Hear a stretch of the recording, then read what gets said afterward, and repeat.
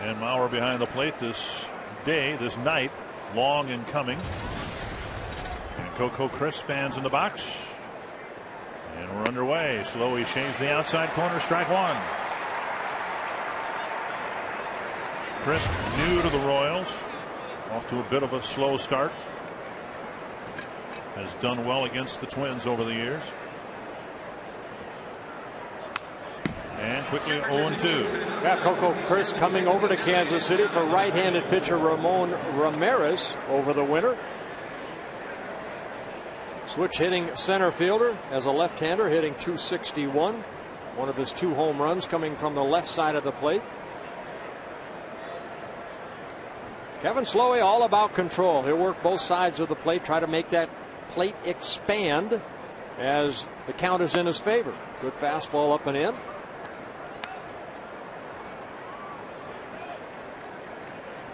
Slowy, as you said, had such a great game against the Cleveland Indians.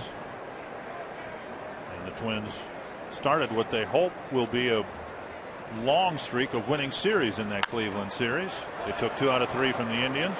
Oh, you saw Joe Mauer move in right there. The ball left out over the plate. When Slowy gets to going right here, that ball will be inside.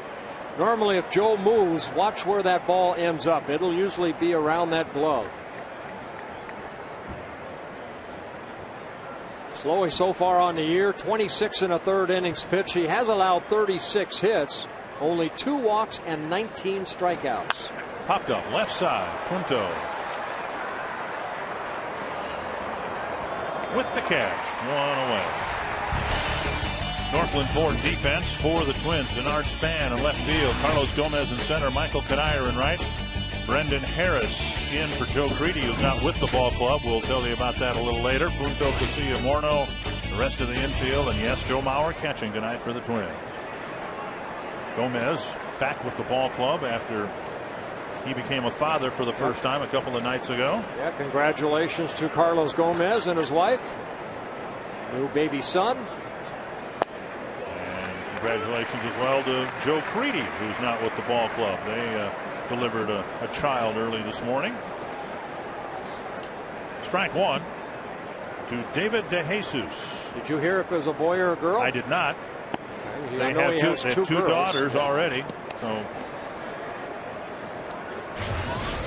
DeJesus in his 7th season with the Royals, off to a slow start, hitting at only .216. He's a career .287 hitter. Pop up to left field. Span makes the catch, out number 2. So Slowy getting a couple of pop-ups to start the first inning. Well, Slowy is not a ground ball pitcher. He's got pretty straight fastball. Again, he's all about control, changing speeds. 3-0 on the year. He's been the benefactor of a lot of runs in his support. Won 6-5, 9-2, and 7-1. 2 gone, and here's Mark Tien. Outside, ball 1. Alex Gordon is going to be out for a while with a hip injury. So Tien has taken over at third base again for the Royals. Again outside, 2-0. There's Trey Hillman, the manager of the Royals in his 2nd season.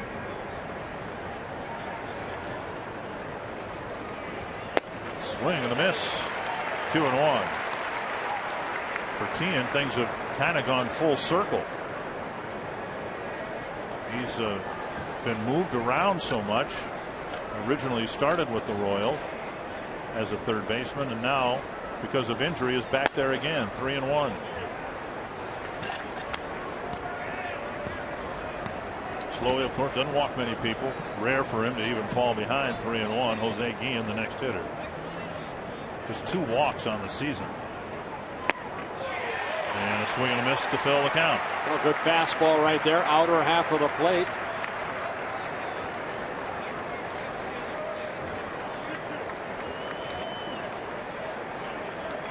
Kevin Slowy last year a 12-game winner for the Twins in 27 starts. Struck him out. Slowy gets a couple of pop-ups and a strikeout in a 1-2-3 first.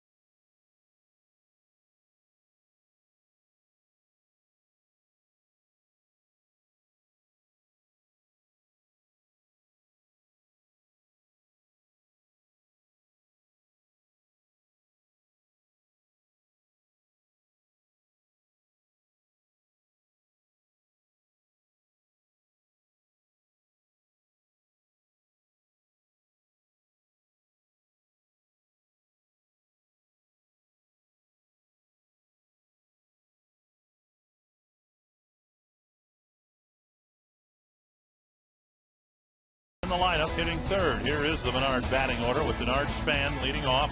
Alexi Casilla second, then Mauer, Justin Morno, Jason Kubel. Against Ponson, 5 straight left-handed batters to start. Then Kadire, Harris, Gomez, and Punto. And a scouting report on Sidney Ponson. Pitched for the Dutch team in the World Baseball Classic.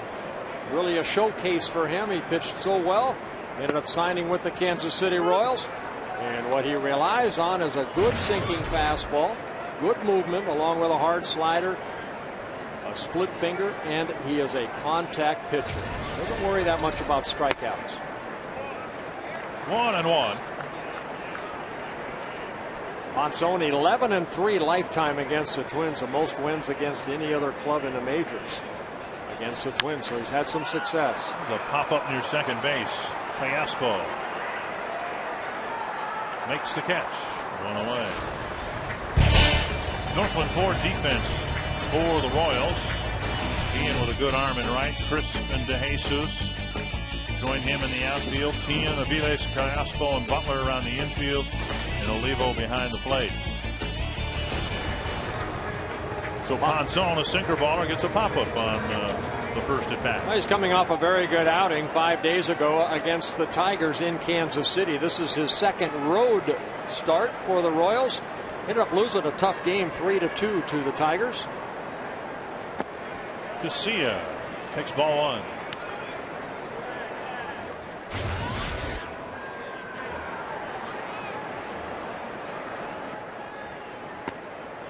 And over for a strike. So much talk about what Mauer's presence might do to the rest of the Twins lineup. The Twins hope that having Mauer hitting behind him will give Casilla a bit of a boost. It's been a slow start for the Twins second baseman. 1-2 to Casilla. And foul to the net. Casilla has had some success against Sidney Ponson, 3 for 6. Ponson, of course, pitched for the Twins in 2007. Drilled to center, but it's slicing back to the center fielder, Crisp. Casilla tattooed it for out number 2.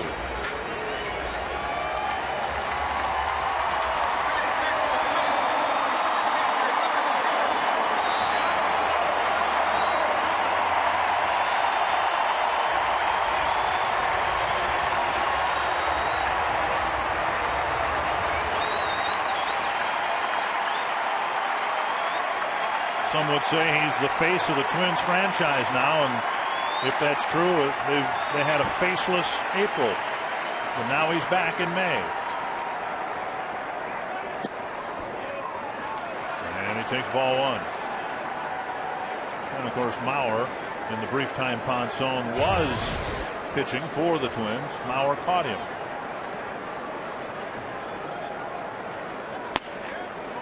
Two and oh. The thing about Joe Mauer is not only his ability to win a couple of batting titles over the last 3 years, it's its eye at the plate. His eye is incredible. Last year, 84 walks, only 50 strikeouts, and over 500 at-bats. To left field and deep. Welcome back.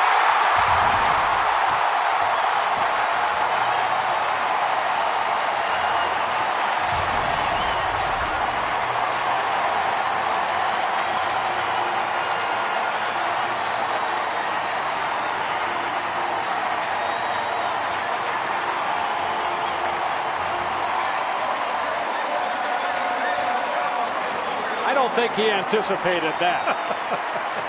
9 home runs all last year when he won a batting title, and on his first swing of 2009 he hits one out. Morno takes a strike.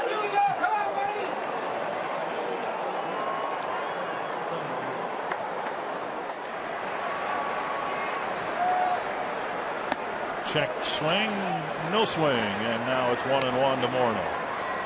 Well, my goodness, talk about jumping back into the lineup. Welcome back, Joe Mauer.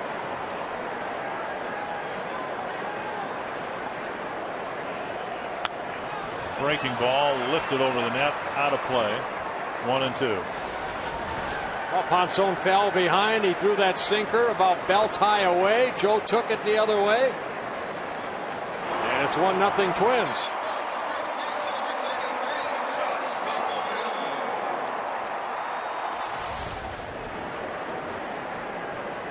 And Morno hit by a pitch. And he'll go to first.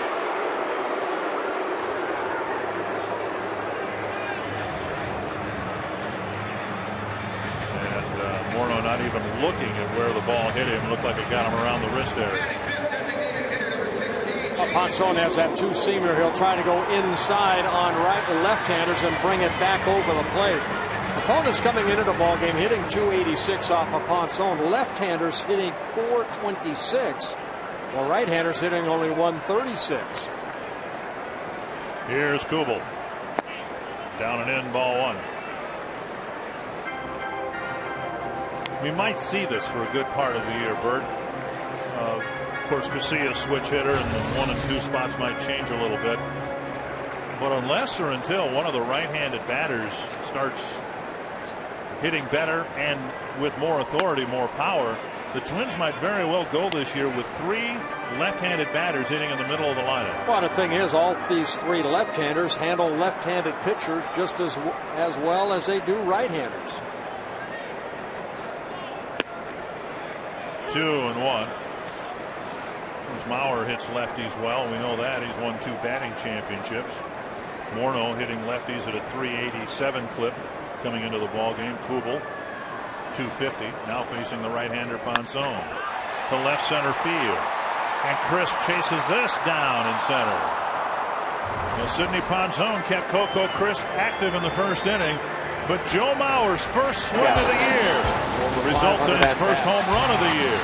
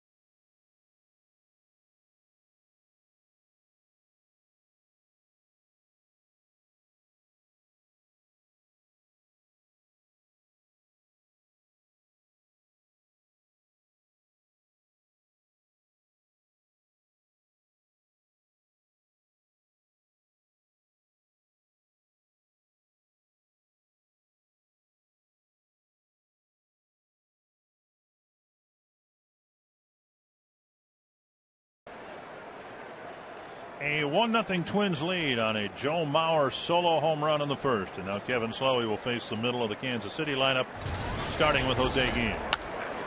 Popped it up near first. Morno with a fair ball catch. One away. Well, Kevin Slowy, he's all about control, changing speeds. Now, he does a great job at getting strike one, but when he's ahead in the count, look at the location of these fastballs right here. Down, down, and that pitch right there just kind of overpowers him. That's his strikeout pitch. He'll go up the ladder sometimes and pick up some strikeouts. Chrysler key stat right there. You see Kevin Slowy, his last 2 seasons, 1.25 walks per 9 innings. And the thing is, he also has 6.7 strikeouts per 9 innings. A question of strategy with Billy Butler standing in for the Royals. When we showed Slowy in the pitch location, we showed the strike zone framed in a black line. There's a bouncer to short. Head-high hop to Punto for out number 2. And of course, you're always talking about the importance of keeping the ball down. But if you pitch up to the outer edges of the strike zone, those can still be effective pitches up there, can't they? Oh yeah, but you get strike one. That's what Slowy does so well. He gets ahead in the count, and then he works all 4 corners. Up and away, up and in, down and away, down and in. And he tries to make that 17-inch plate become a 23-inch plate by his control. Brad Radke did it so good. Guys like Catfish Hunter, Ferguson Jenkins, guys that had excellent control like that. Strike one. Mike Jacobs, one of the newest Royals, taking strike one. Jacobs coming over from the Florida Marlin organization. See that fastball right there. You saw Joe move inside. Slowy hitting the glove. In a way, this is a nice coincidence for Joe Mauer catching his first game of the year. And he's got the one guy on the mound who might be the easiest guy to catch. Yep. Set up the target inside. The ball's going to be inside. Like that. Another good inning for Slowy. Another inning capped off with a strikeout.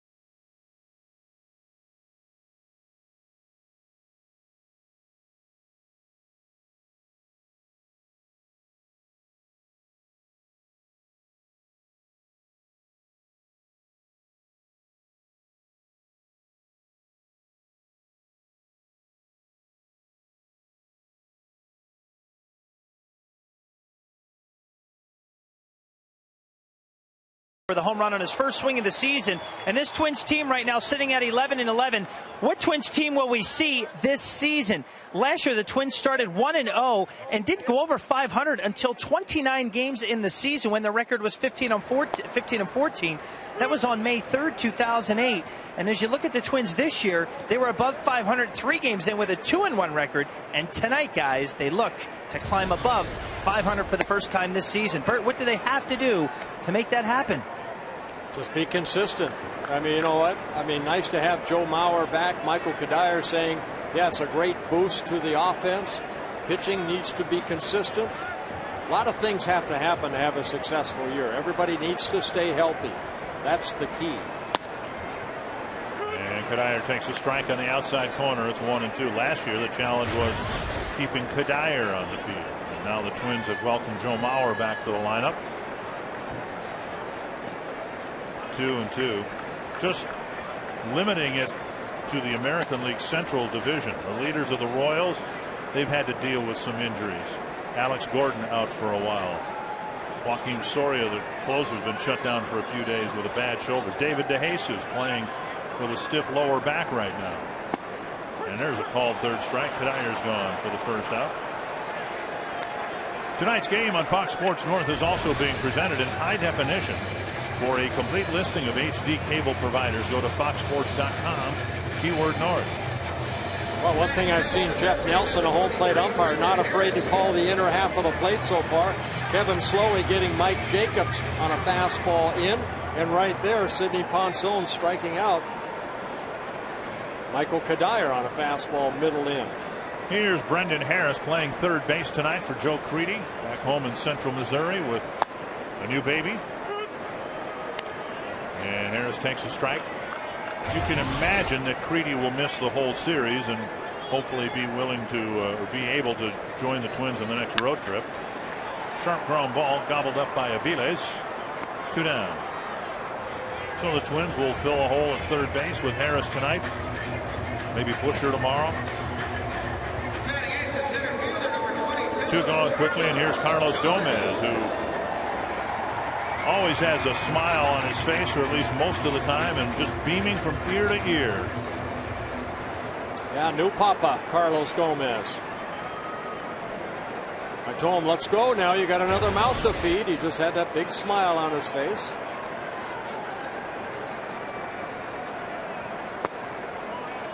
I asked him, now who does the baby look like, you or your wife? And he said, half, meaning half and half. Swing and a miss, 1-1. And now time will tell whether the weight of the world that Gomez seemed to be carrying around prior to the delivery of his child, whether some of that will be relieved and he'll be able to produce more offensively. Bouncer to third, and Ponson has a 1-2-3 second inning.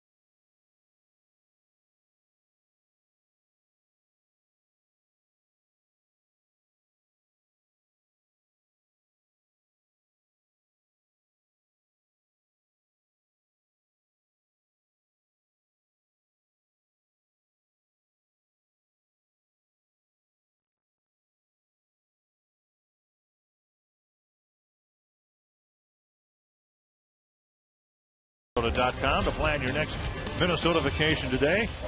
That's a Barnes Bluff there. And people rock climbing, the towering rock formation overlooking the city of Red Wing. And, of course, that's right on the Mississippi River, known for the pottery and the great boots they make in Red Wing. I've got an old pair of Red Wing boots that are Just about time to be replaced. They last forever. Here's Alberto Callaspo taking strike one from Kevin Slowy. And now 1-1. Callaspo, a switch hitter, off to a good start, hitting at 379. It's a left-handed hitter hitting 308. Mauer with the block. 1-2, or 2-1, I should say. Just little plays like that. It's nice to see Mauer move laterally behind the plate, because those are the types of things that were causing him trouble in the month of March. Any kind of movement that involved his right hip area.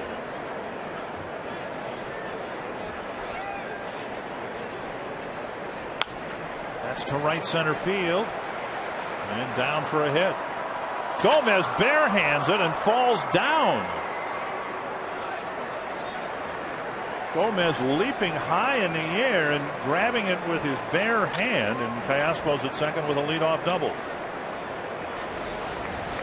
Callaspo just splitting the gap right here. Gomez leaps for it and then loses his footing on his way down right there. Ron Coomer, that's the way you used to play the outfield, didn't you? I don't know if they told him or not, but he's got that leather thing on the other hand he could use. But yeah, so far, Dick, I was listening to you talk about Joe and how he's moving around. Obviously his bat is looking pretty good with one swing, and he's got a home run and an RBI. But so far, with his moving around home plate, he looks very good and very comfortable behind the plate. Span into foul territory and back into fair territory, making the catch, and Olivo is retired, one away. Well, and then of course the biggest issue was his running, and if he keeps hitting them where he hit them, he won't have to do much base running. Just do a trot around the bases. One gone. Here's Mike Aviles.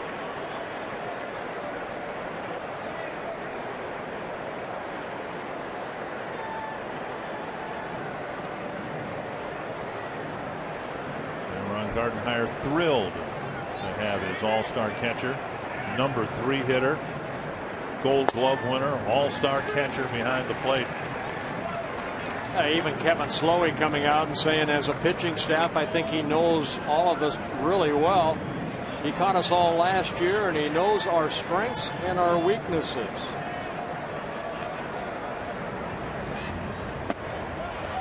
Oh, 2. The Royals, we've talked about their lack of offense. They come into this ball game hitting only .249 as a ball club. That's 13th lowest in the American League. Callaspo at second, representing the tying run.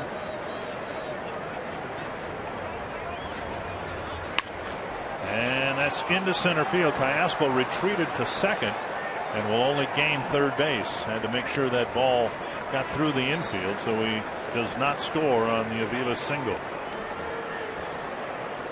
Fans, tonight we're giving you an exclusive behind-the-scenes look at Fox Sports North throughout the entire day, and an inside look at Twins baseball. Go to twitter.com and search Fox Sports North to become a follower. First and third, one away for Coco Crisp. You become a Twitterer? Is that what you are? No, I'm not. No, if you're a follower. No, if you're a follower, then you become a Twitterer. Crisp with a pop-up to Punto.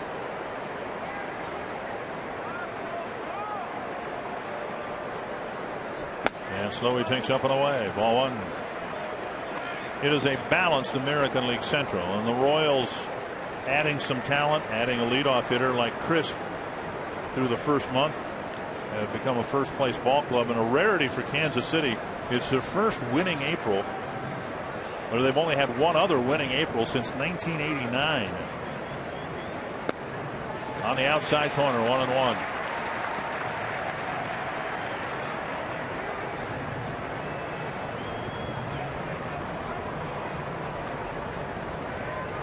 And you look at these players, Crisp, Jacobs, Guillen, DeJesus, they're all hitting below their career averages. Figures that eventually their offensive numbers will pick up. Fouled away, 1-2.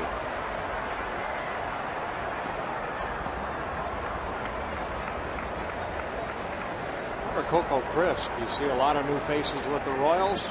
Trey Hillman just trying to bring in a new attitude. Kevin Seitzer now the hitting coach. I think it might surprise a lot of people, Bert, to know that Slowy is second on the staff in strikeouts.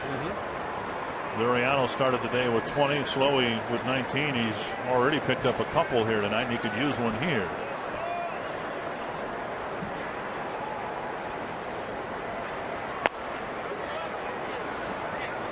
Two and two.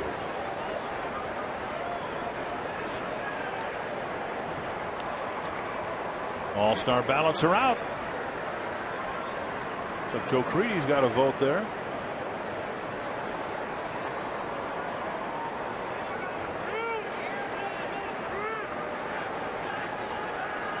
Two and two to Coco Crisp. And now up high with DeJesus on deck. They tried to throw the slider down, and Joe Mauer kind of slowly walked back. Said, "Come on, Kevin, get that ball down."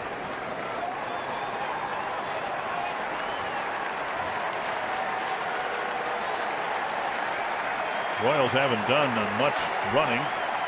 Aviles does not have a stolen base. And Trey Hillman hasn't done much hitting and running either. Aviles goes, swing and a miss. And no throwdown. So Slowy gets his strikeout. And Aviles will get credit for a stolen base. Oh, it didn't look like anybody was covering second either. Right here, it's a high fastball that Chris runs through.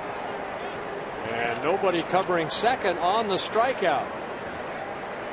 Alexi Casilla a little late getting over there. So runners at second and third, 2 outs. And Slowy picking up a big strikeout, his third of the ballgame. And now DeJesus who hit a fly ball to left, and he takes strike one. For the Royals, just their 9th stolen base of the year. Twins have 13.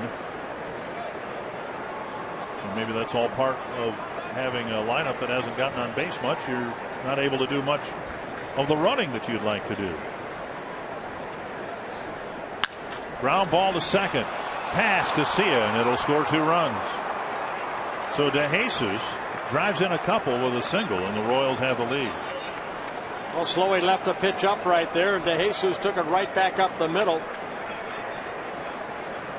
Casilla would like to dive for that ball and knock it down, but on this turf, the ball scoots pretty quickly through the infield. Take a look at the pitch. That's an off-speed pitch that just stayed up.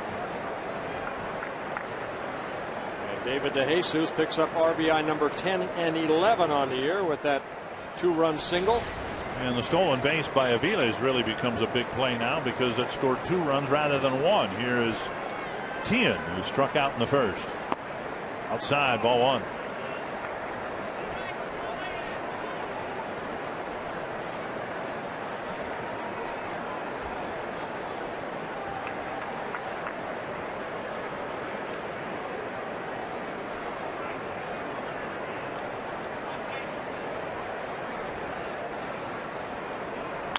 Fouled back. 1-1. We mentioned for Teen, it's kind of gone full circle for him. He was a third baseman, a first baseman, a right fielder, a left fielder, a second baseman. Now he's a third baseman again. Well, a guy that would like to have a position, but he's so versatile that he's been able to be moved around. And you can see very good numbers when he is at third compared to other positions. DeJesus has been dealing with some stiffness in his lower back. He does not have a stolen base this year. He's been thrown out once.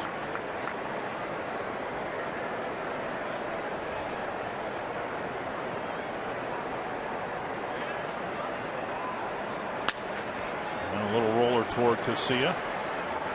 Over to Morno in the inning ends. But in the inning, 3 hits and a couple of Kansas City runs. It's 2-1.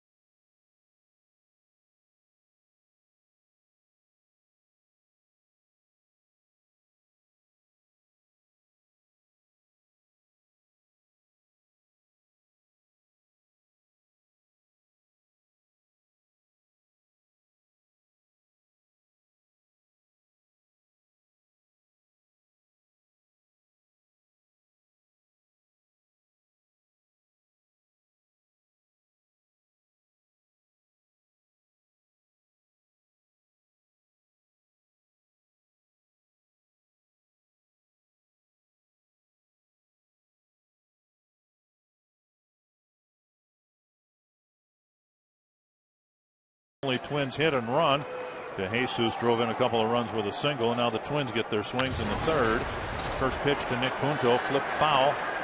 Out of play. Bert Blyleven has gone over to the Kansas City television booth to talk about his experience with Sidney Ponson as his pitching coach in the WBC. Ponson has pitched effectively through 2 innings here, but now will face a lot of left-handed batters in a row.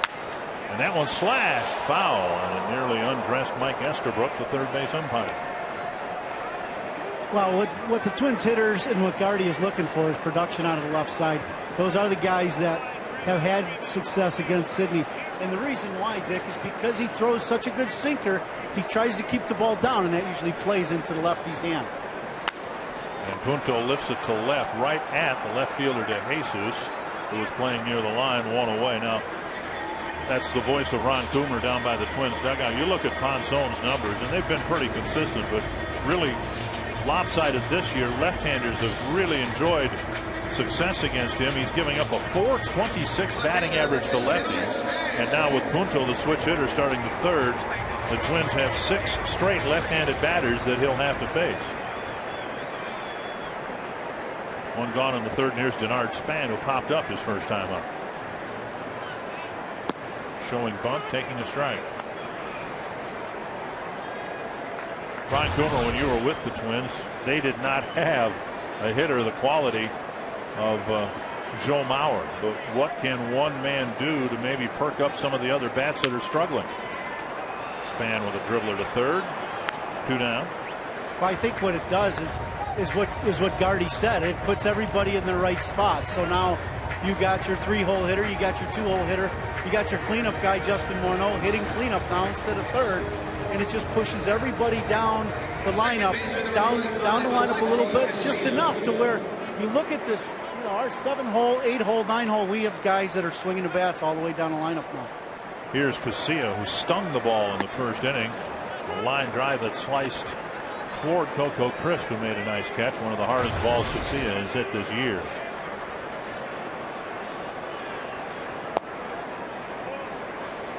One and one.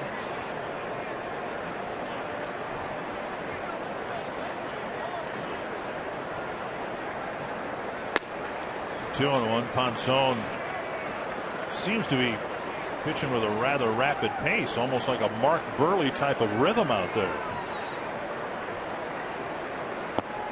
That's the one big difference that I've seen, Dick, in the change in Sidney Ponson is usually he's real deliberate around the mound and walking around the mound and going way out in front of the mound to get the ball. He's really speeded up his delivery and everything today. Another well hit ball backhanded nicely by Callaspo. Frustrating night for KCA. He stung the ball twice. Is 0 for 2, and the Twins are down 2-1.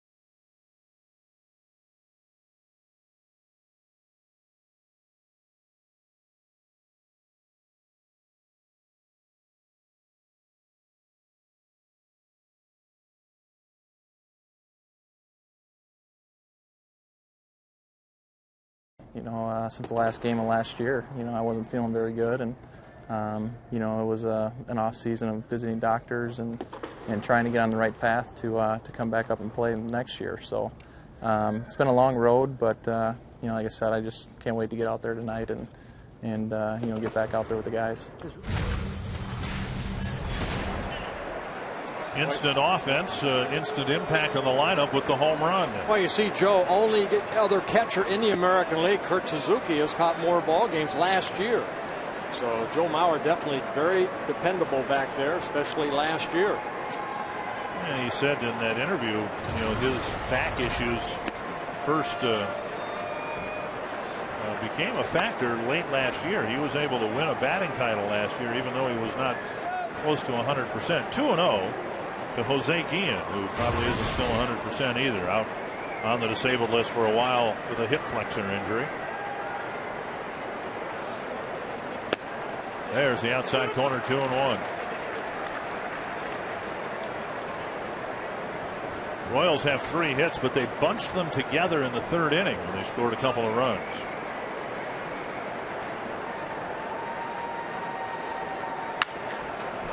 That's past Morno and into the right field corner. Guillen will have an extra base hit. And he'll tiptoe into second with a leadoff double. Royals got a leadoff double in the 3rd when they scored their 2 runs.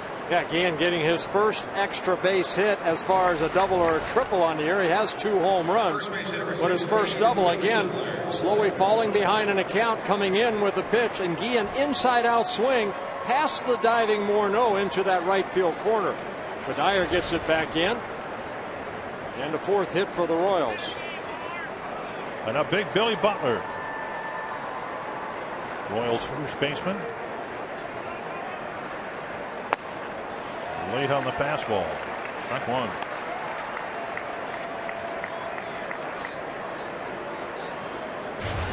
Well, the Royals are hoping this is the year that Billy Butler really shines as far as his potential, as far as power. Butler only 23 years old. He's already in his 3rd season with the Royals. High fly to right center field. Kadire, Gomez. Kadire with the catch. Guillen's not going anywhere. 1 down. The always popular DQ cap nights on tap for tomorrow night. The Twins and Royals play at 6:10, and the first 20,000 fans will get a cool white Twins cap courtesy of DQ. You can get your tickets by calling 800-33-TWINS or visit twinsbaseball.com. Mike Jacobs, another first base DH type for the Royals. They've got Butler from the right side, Jacobs from the left side, but they're both similar type of players. Neither one real proficient defensively, but both big and strong.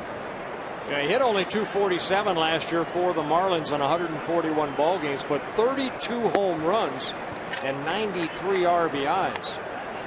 So again, the Royals, I think over the years they are looking for some more punch in their lineup. Jose Guillen, when he's healthy, they feel he can drive the ball out of the ballpark, as they hope Billy Butler will. And then also they went out and got Mike Jacobs, hoping that he would do the same. Bouncer to second. And KCA to Morno, 2 down, and on the plate, Guillen to 3rd. And that'll bring up Callaspo. Slowy unable to pitch around the leadoff double in the 3rd, trying to do so here in the 4th.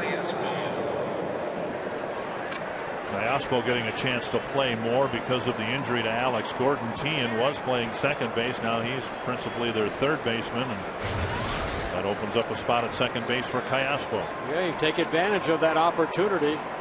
Callaspo, kind of a part-time player, kind of a utility type player, hitting at .388. Only in his 2nd season with the Royals. He came up with the Diamondbacks back in 2006.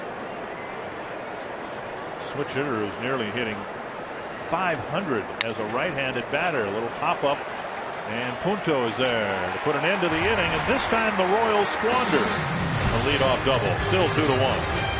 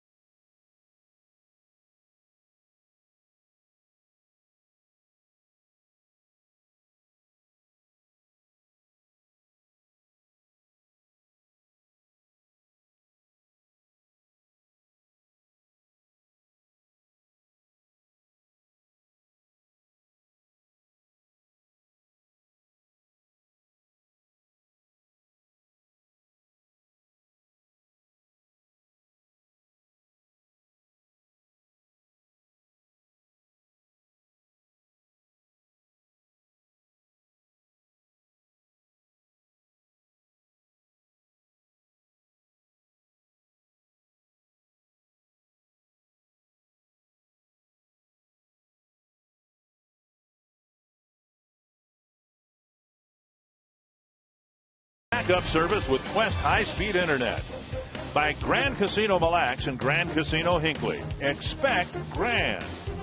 And by Chrysler. From power and efficiency to innovation and style, it's the way our vehicles come together that sets us apart. Chrysler.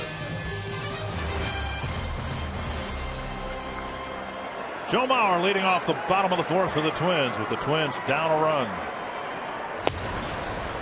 And Ponson this time gets ahead of Mauer, 0-1. Yeah, he fell behind Joe Mauer. You see the batting average of Joe Mauer. 1 for 1 with a home run. Now RBI got it all taken care of with one swing. And now the inside corner, and it's 0-2. When you were next door briefly in the bottom of the third, talking with Ron Coomer, it just seems to me like Ponson's pace is so much quicker than I remember when he was with the Twins. That's down the line. A fair ball and another extra base hit for Mauer. 2 swings into his season. He has a home run and a double.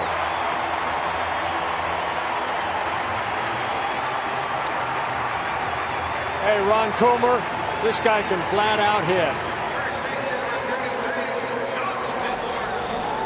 See where the pitch is. He got ahead in the count, tried a breaking ball. That inside out swing of Joe Mauer, lining it right down the left field line. What a great swing, though, guys. It's nice to have our 3-hole hitter back.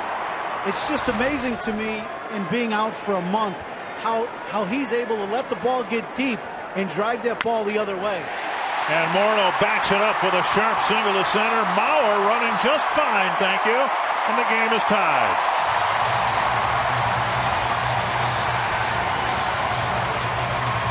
That's how it happens.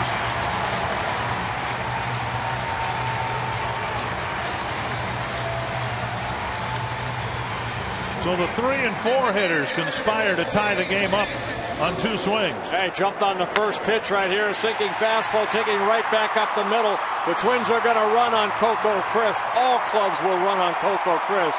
But you saw that he just kind of got to that ball and got it back in the infield.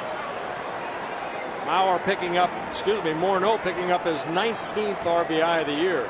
And now Kubel takes a strike. Kubel stung the ball his first time up, lining out to Crisp out near the warning track in left center field.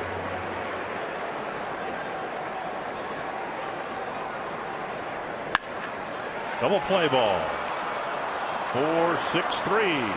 Just like that, there are 2 away, and the bases are empty. You can give ask us a question online at carsoup.com/baseball. Shannon Johnson of Bloomington wondering, Bert, how valuable was Sidney Ponson to the Netherlands team in the WBC? Oh, he's very valuable. Again, you know, before we started our kind of spring training or training down in Pirate City, I sat down with Sidney, and that's exactly what I told him. We need him. I need him to go out and pitch the way he's capable of pitching. Kadire will round second, on his way to third. 3 hits in the inning. And Kadire triples with 2 out in the 4th. Well, Kadire hitting this ball and splitting the gap in left center. DeJesus can't cut it off. It gets by him. And it's Coco Crisp that has to finally get to that ball in deep center field. Maybe taking his eye off the ball. That ball's got to be cut off right there. Crisp gets it back in, but Michael Kadire with his first triple of the year. And now Harris trying to put the Twins back in front. Harris with a bouncer to short his first time up. Now going back to Ponson, I mean, he came in 20 pounds lighter. Again, he's a new daddy, got a little baby girl. I think his priorities are set a little bit more, and you know, he just wants to go out and compete.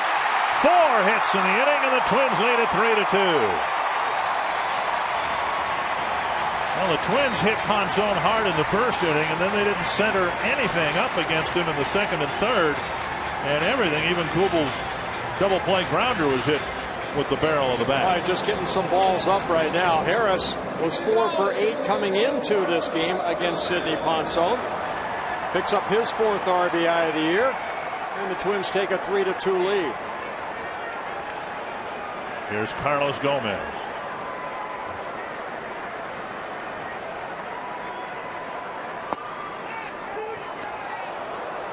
Harris dives back safely. Olivo with a great throwing arm. And showing it off there. We've had 4 hits. 5 batters have put the ball in play, and all that first pitch to Gomez was just his 9th of the inning. Remember, he got ahead of Mauer 0-2, and then everything seemed to happen in rapid fire succession. I liked what Morno said, at least partly in jest, saying Twins have to sign Joe Mauer to a long-term contract because Morno doesn't want to play for the Twins if Mauer's not on it. It's no fun. They complement each other rather well, yes, wouldn't you say? It's the first time Justin smiled since his compadre's been on a DL, you know. Hit hard to left field, and Gomez has a hit. And it goes into the stands. And that'll keep Harris at third base. Gomez knocked the stuffing out of the ball, and it just barely cleared the fence and left on the first bounce. Well, Bob McClure will come out. And again, Sidney Ponson has not thrown that many pitches, but it's the location. Getting some balls up. You saw about belt high right there. Gomez not missing it. And for the Royals, they're lucky that that ball bounced over the fence, because with 2 outs, Harris was off and running. In this fourth inning, everything has happened quickly, and so appropriate that we would have a quick trip to the mound. This is about as loud an inning of at-bats, Ron Kilmer, as the Twins have had this year. Well, you look at the way they're swinging the bat. I know Sidney's kind of getting some pitches up, but the thing the Twins hitters are doing so well, and we talked about it last week, is guys letting the ball get to them and not trying to go out and hit it. The Twins have hit some balls the other way this inning, but they're really letting the ball get deep, and then they're able to drive it the other way or back through the middle. That's the biggest key, because Ponson's got such good movement. They're letting the ball get deep and then drive it. Big at bat now for Punto. He can drive in a couple with a hit to the outfield. And a pop-up foul and out of play. Gomez's double, the only one that was really pulled. Everything else hit up the middle or to the opposite field.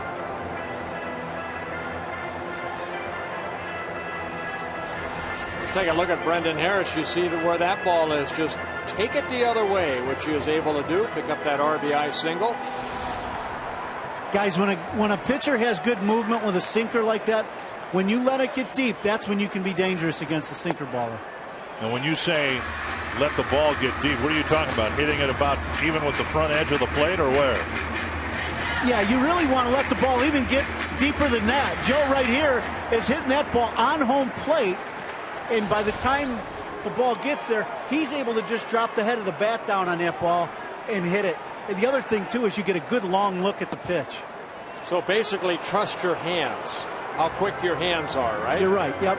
The whole key to hitting is trusting yourself that you're going to see the ball good and long, and then putting your swing that we see every day. These guys taking hundreds of swings in batting practice day after day, just taking that into the game. 1-2 to Punto with 2 runners in scoring position and 2 away. Base hit center field. Harris scores. Gomez coming home.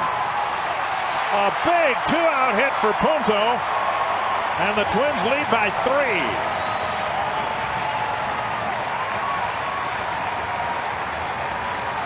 Well, another pitch left up, and Nick Punto took advantage of it. 1 ball, 2 strikes. Ponson trying to go inside, but leaves it right back over the heart of the plate. And Punto lining it straight away center. Gomez hustles and scores the 4th run of the inning. And the Twins do take a 5-2 lead. For Punto, he drives in number 5 and 6 as far as RBIs on the year. 3 singles, 3 extra base hits. So far, a 4-run inning, a 3-run lead, and here's Span. At the knees, a strike. Horacio Ramirez warming up in the Kansas City bullpen.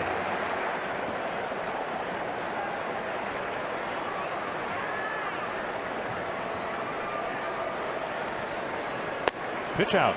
1-1. Well, the Twins have 6 hits against Ponson this inning. And that's a full game's worth. Ponson has pitched so effectively against the Twins. And a flurry of line drives throughout this half inning. Now a little chopper. And Callaspo throws out Span to end the inning. Good inning, though, for the Twins. 6 hits, 4 runs, and Joe Mauer has a home run and a double in his first 2.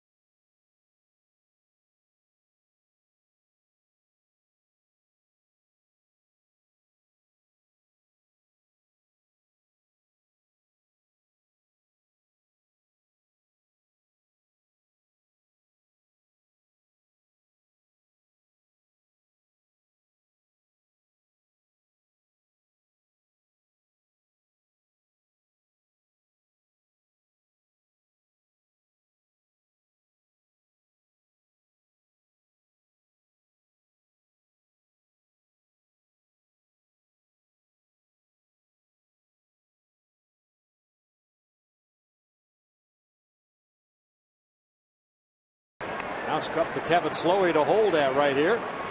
Slowy's worked 4 innings, starting his 5th. 50 pitches for Slowy. Very good pitch count.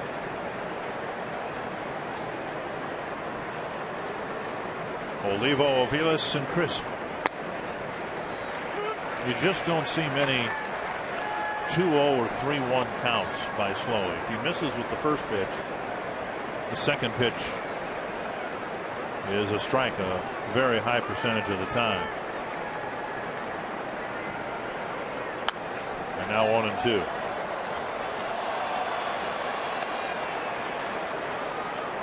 One of the things that I think Twins fans have already noticed about Slowy, probably noticed it right off. You look at his demeanor on the mound, and you really can't tell whether he's ahead 7-1 or behind 7-1. It just seems very stoic and composed out there. Well, he has an idea. He knows what he's trying to do out there. He doesn't let too many things upset him. You were a pretty emotional guy, though. I mean, you. Yeah, I was. I mean, that worked for you, but this obviously works for Kevin to just be more methodical. Well, Brad Ratke was that way. Remember Brad? Yep. I mean, you could never tell. Off the base of the wall and a base hit for Olivo. Wow. Great throw by Michael Kadire. Well, the respect and his arm strength is what the American League know about Michael Kadire. Olivo taking this pitch the other way over the head of Kadire. He plays the bounce perfectly, barehands it, and gets it back in quickly.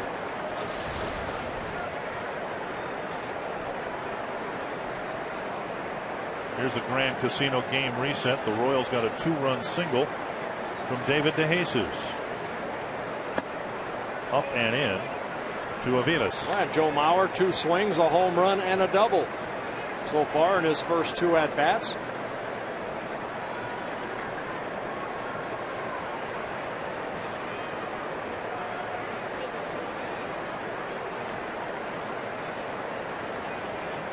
Popped up. Morno will chase it. KCA will chase it. And Morno makes the catch. Good play by the Twins first baseman down by the Kansas City bullpen.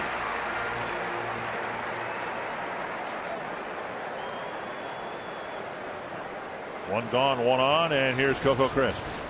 Well, Justin keeping his eye on the ball, of course, here with that Teflon baggie up above these players.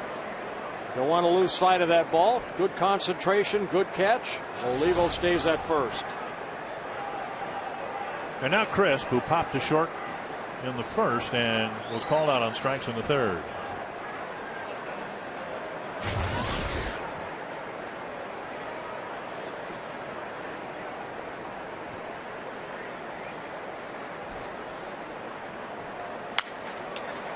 A little looper to left, and that'll fall for a hit. Gomez cuts it off.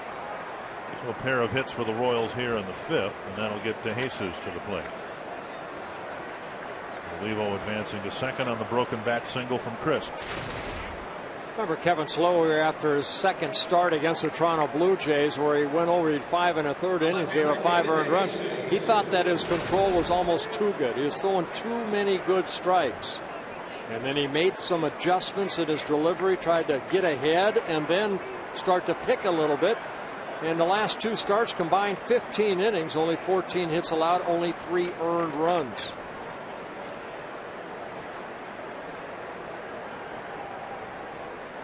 DeJesus takes ball 1, grounded a single just past the reach of KCA. With 2 outs, it scored 2 runs in the 3rd, and the Royals had a brief lead.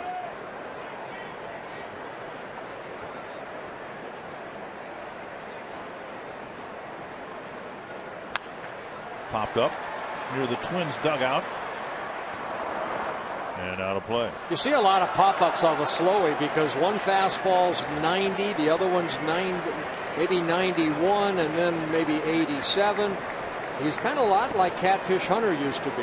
You know, he just no 2 pitches are the same speed. That's one thing that he worked on in spring training, was just trying to take a little off the fastball here, add a little on. 1-1 to DeJesus. Good swing and a miss. So he might throw 2-3 fastballs in a row, but at different speeds. At different speeds, right. By just adding and subtracting.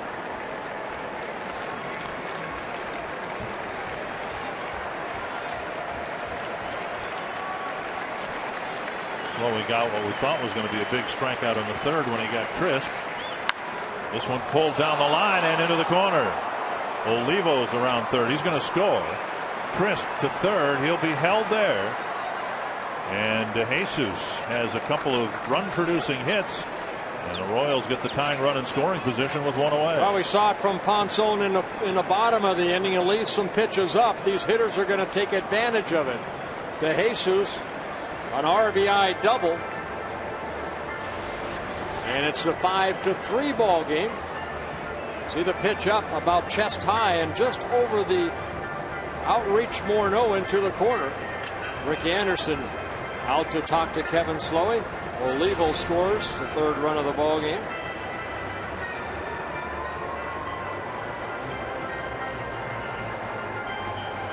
Slowy retired the first 6 batters. Since then, they've gone 7 for 14 against him.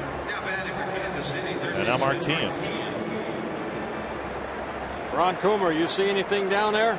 Well, the one thing when you talk about, you know, his command and throwing a lot of strikes, the one thing that Brad Radke ran into, and I know Kevin Slowy's going to run into throughout his career, is guys having comfortable at-bats. And what I mean by that is you're never on edge about him dusting you underneath your chin or making you move your feet, because they have such good command of all their pitches. And sometimes when that happens and a guy's making pitches up in the zone, you're going to get hit just because the hitter is just really relaxed up there. I'm glad you said that, because I've said that over and over. You know, there's that comfort zone a hitter has, that there's no fear factor. The thing that amazed me about Johan Santana is how good he was without pitching with the fear factor, because he would come in, but he wasn't a Randy Johnson, Pedro, Roger Clemens, where you were worried about, you know, your ear holes getting filled with a baseball once in a while. Yeah, but he pitched inconsistently, Johan Santana. He still does it and has that great changeup. But you know what? When you pitch inside, sometimes you're going to miss. 2 strikes to 10. Just off the plate.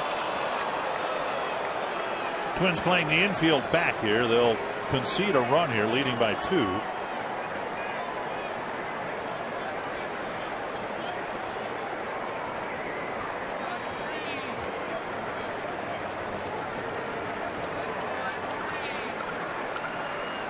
One and 2 to Martin.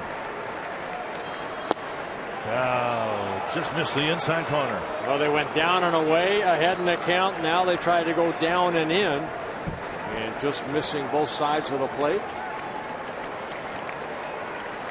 Now do you go back down and away again, or do you try another one inside? Do you repeat inside?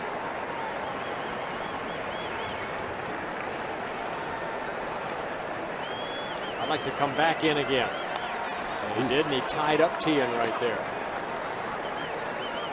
Fisted foul to the net.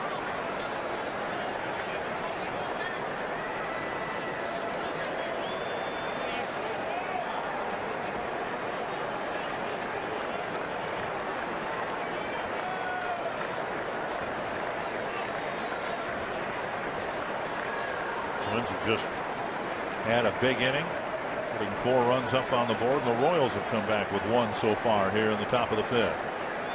Struck him out with a high fastball, 2 down. I see he went up the ladder right there. 2 fastballs in and then climbed the ladder.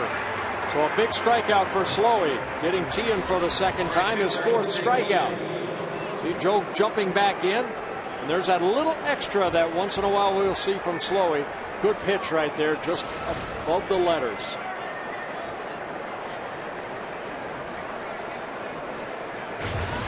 Here's Guillen.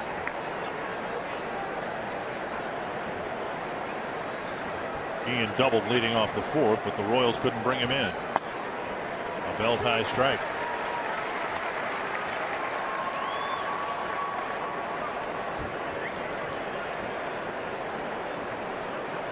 A lot of times in this situation, you'll see a pitcher go into a stretch position with maybe the tying run at second base.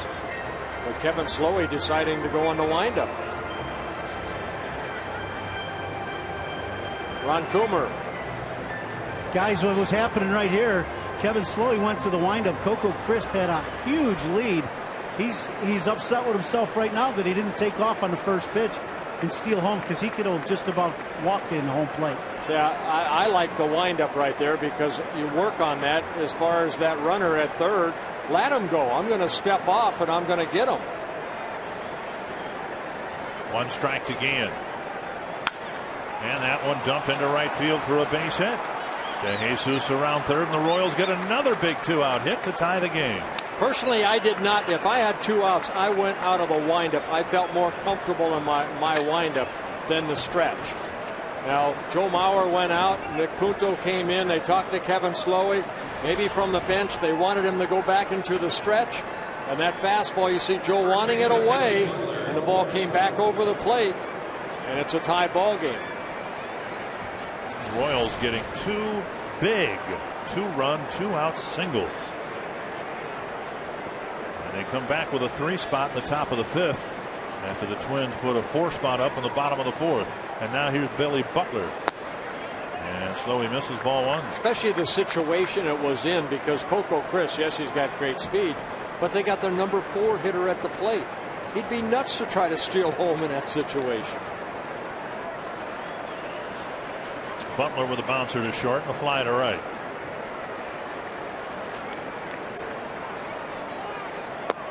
And a stretch unlike what we've seen from Slowy. Obviously, he struggled in the 3rd, 4th, and 5th innings. And in each of those innings, the leadoff man has gotten a base hit. He's had to pitch so much from the stretch. He hasn't been able to kind of get into any kind of a a rhythm out there. 2-0 now to Billy Butler. Foul back 2-1.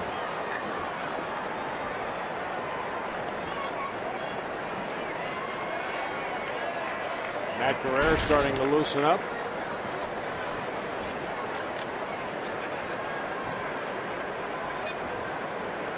I said in Butler's last at bat that Royals would like to see more power out of this young man. A lot of home runs at the minor league level, but hasn't had that breakthrough year yet that they really want him to have. Great offensive as far as very good hitter at the plate, but the way that he is built, they just want to see more home runs out of him. Guy that's 6'2", about 240.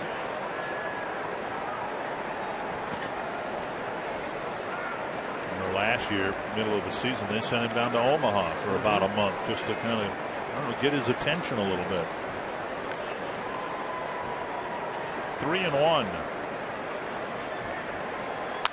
Fouled away, now 3-2, and that'll free up Gian from first base. Well, you look at his minor league numbers, a career minor league hitter at 336. The major league level coming into the year 282, but 73 home runs at the minor league level. His highest 25. Jacobs on deck, Gian at first, and a full count to Butler.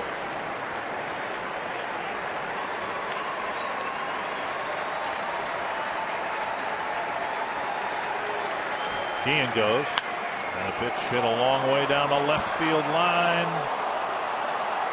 but foul by a couple of feet. Well, there's some of that power they were hoping to get, but he hooked it foul.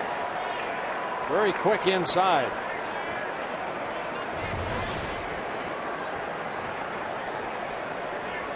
Came into the inning with 49 pitches. Right now 75 pitches for Kevin Slowy. So Mike California Mass says that's about 26 pitches.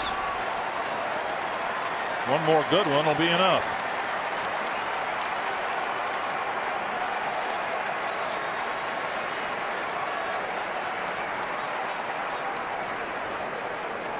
Slowy steps off the mound. Yeah, Joe Mauer going out right now to make sure they're on the same page. What do they want to throw right here? They tried to go in on a 3-2 pitch, and he just hooked it foul.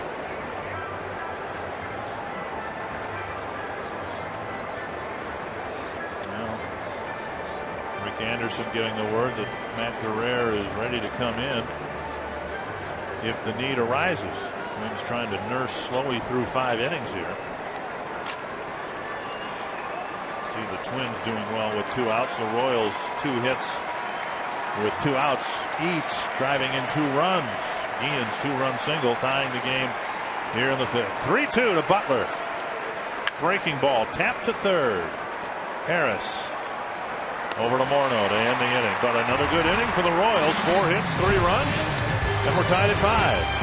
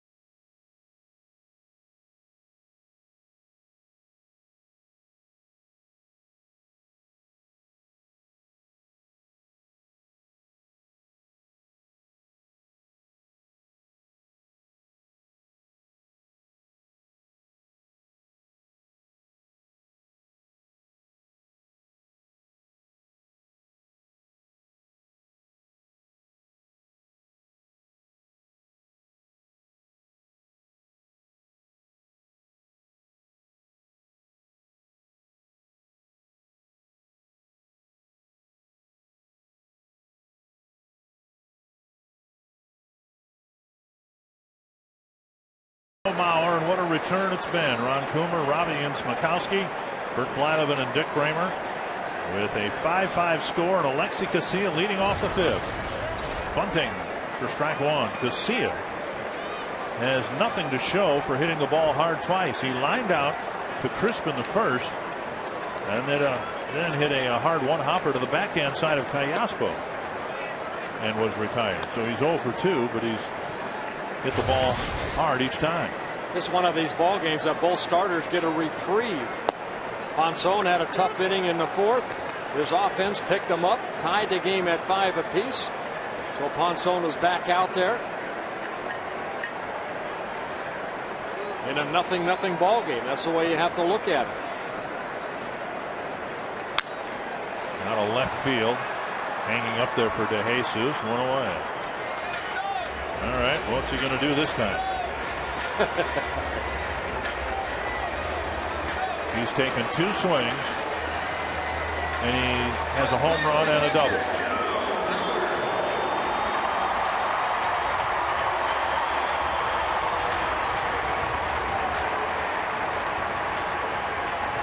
A home run and a run scored in the first, obviously, and a double and a run scored in the fourth. He takes low.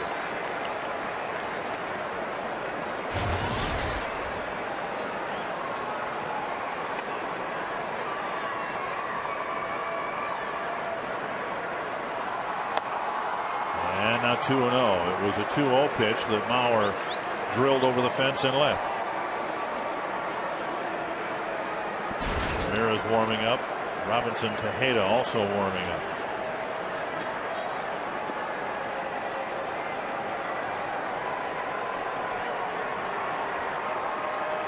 And a beach ball drop over the fence and left, so a little bit of a delay.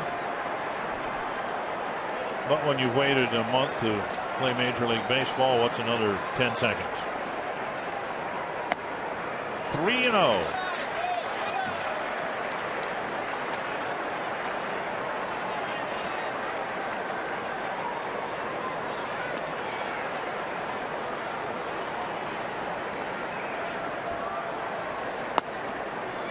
Hits the outside corner, 3-1.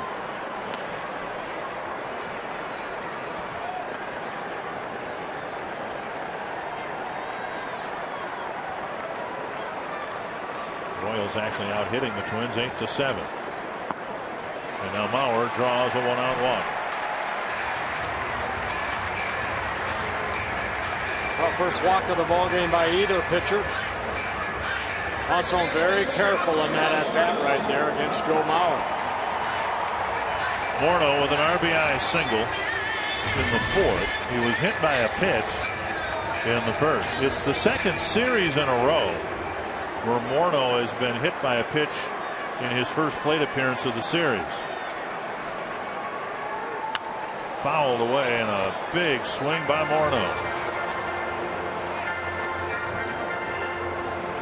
We always tell where that flight of the ball goes, what kind of swing it was, and Justin just got underneath it.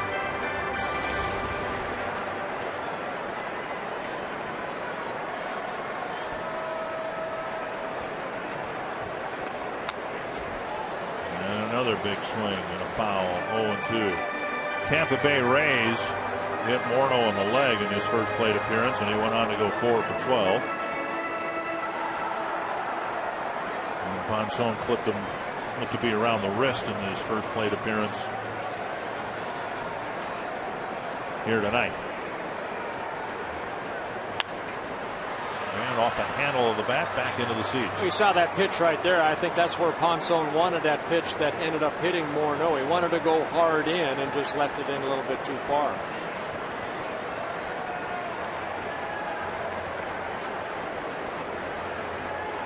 Two strikes to Morno.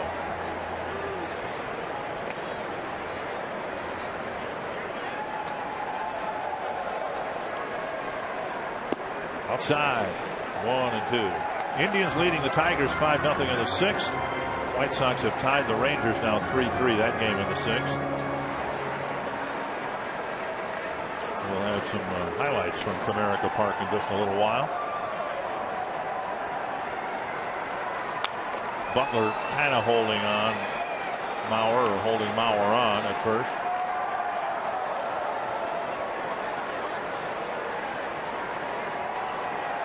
Ponson does not have a win. And the Royals have young Luke Hoshaver pitching very well for their AAA team in Omaha.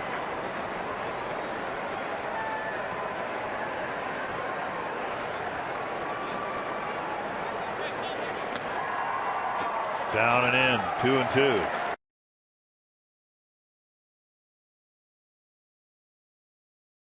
And I've wanted, he said, it could easily be 3-1 rather than 0-3. He's pitched 3 very good games, and then he had that tough outing against the Cleveland Indians on a cold afternoon day where he walked 4. Here's Bob McClure, the pitching coach. 2-2 to Morno. A drive to deep right center field. Gone, and the Twins are back in front.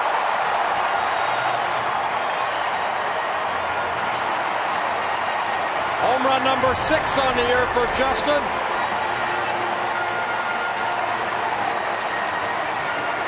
Mauer and Morno are a combined 4 for 4 with 2 walks, 4 runs scored, 4 runs batted in.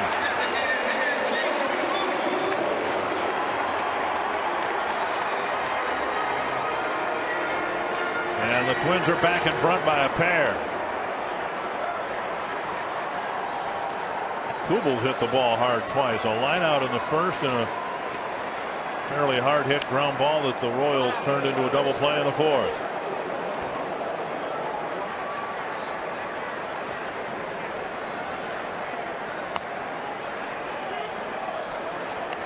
One and one.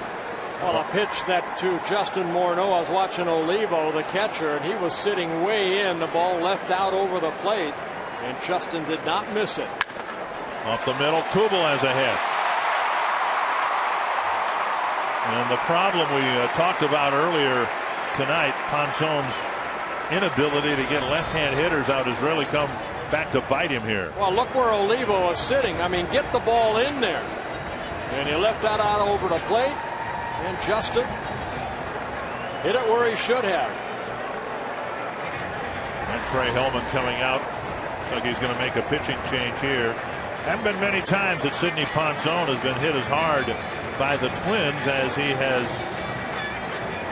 been hit hard tonight. The Twins really teed off on him. Hit a lot of line drives. Some of the outs were stung pretty well. And it'll be Ramirez who will come in and pitch next.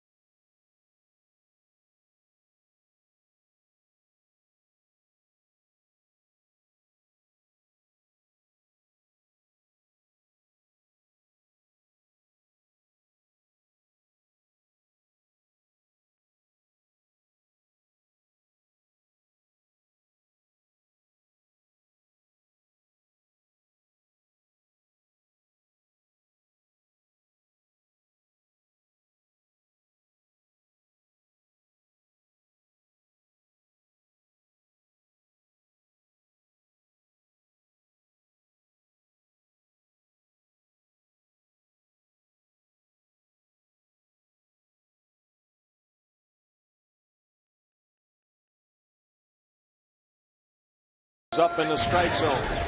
Horatio Ramirez coming out of the bullpen. No, that's my bad. It's Robinson Tejeda, the right-hander. Tejeda, okay. Yep. No, I misidentified Tejeda as he came in from the bullpen.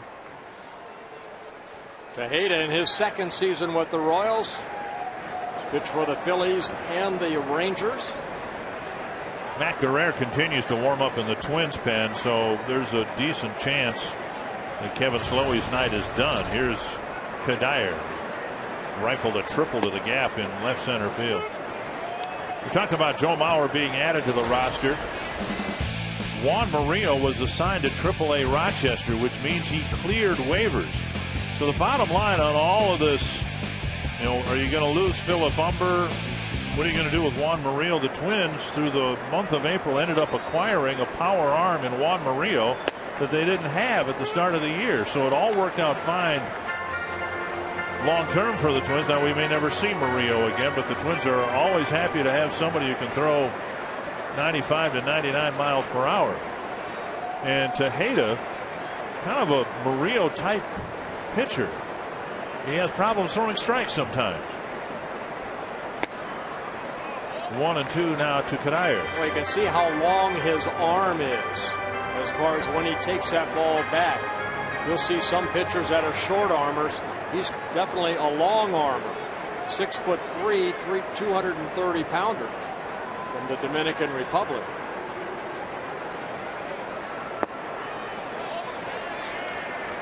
Fastball that's clocked in the low 90s, been 96, 97 at times. Hard slider and a changeup. Tejeda with 7 walks and 7 2/3 innings this year. 307 2/3 innings pitched and 174 walks. That's 5 for every 9 innings pitched. Chopper towards short. Backhanded, bobbled. Out at first. A good recovery by Aviles. Kubel going to second base, and Kadire retired with Aviles throwing him out by a half step. Well, Aviles had 2 ways to play this ball. Play it on the short hop like he tried to do, or wait back. He bobbles the ball, but still able to get it over to Butler at first base to get Kadire, who hustles down that line. And now Brendan Harris. We'll see if Harris can provide a 2-out hit for the Twins. He got one to keep the rally going in the 4th.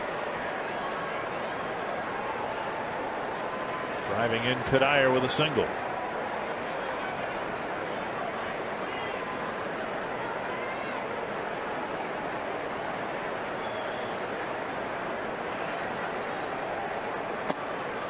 Over for a strike. Talking about Tejeda and how he, would you say he's a long arm? Long armor, yep. A slinger, more or less. I think that's kind of talking about Murillo. Ron Gardenhire said that's kind of something they want him to work on, to try to bring everything in a little bit in the hopes that that'll help him refine his control. 0-2 to Harris.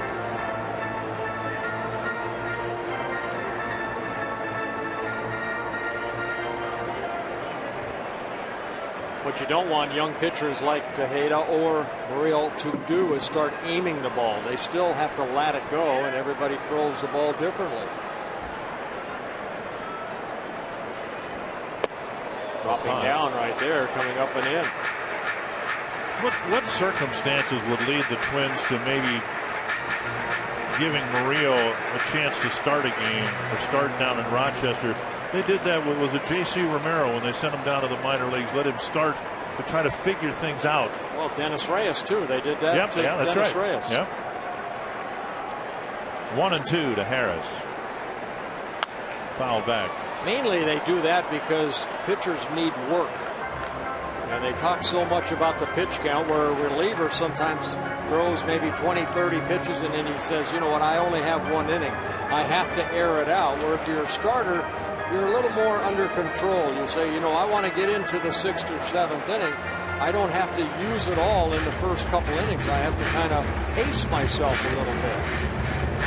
Where relievers like Tejeda right here, I mean, he's just trying to throw as hard as he can and, you know, maybe go an inning or 2, and that's it. 1-2 to Harris.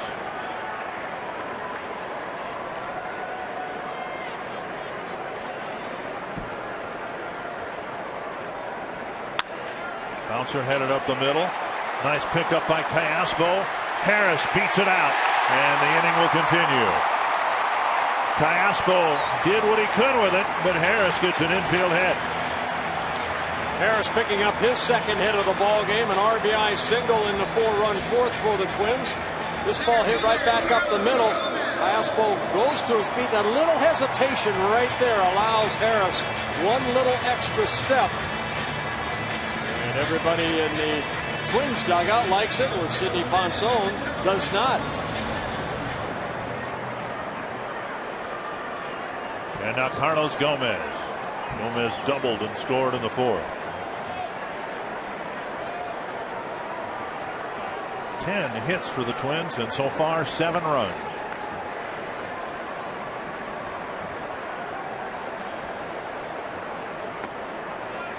Ball 1.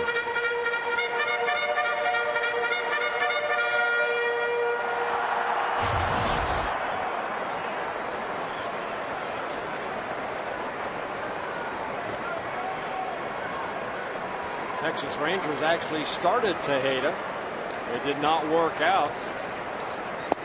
He had that opportunity. 19 starts for the Rangers just a couple of years ago. 5 wins, 9 losses, an ERA at 6.61. See what the two teams have done with runners in scoring position. Kubel at third. 1-1 to Gomez. A little pop-up foul and out of play. I just would think, and it might be naive of me to think someone like Murillo, that the learning curve for him would be a lot quicker in terms of refining his control if he was asked to go out and pitch 4 or 5 innings a night. Well, I think he had that opportunity in Colorado, and it didn't work out for him. He wasn't just a reliever in 8+ seasons for the Rockies.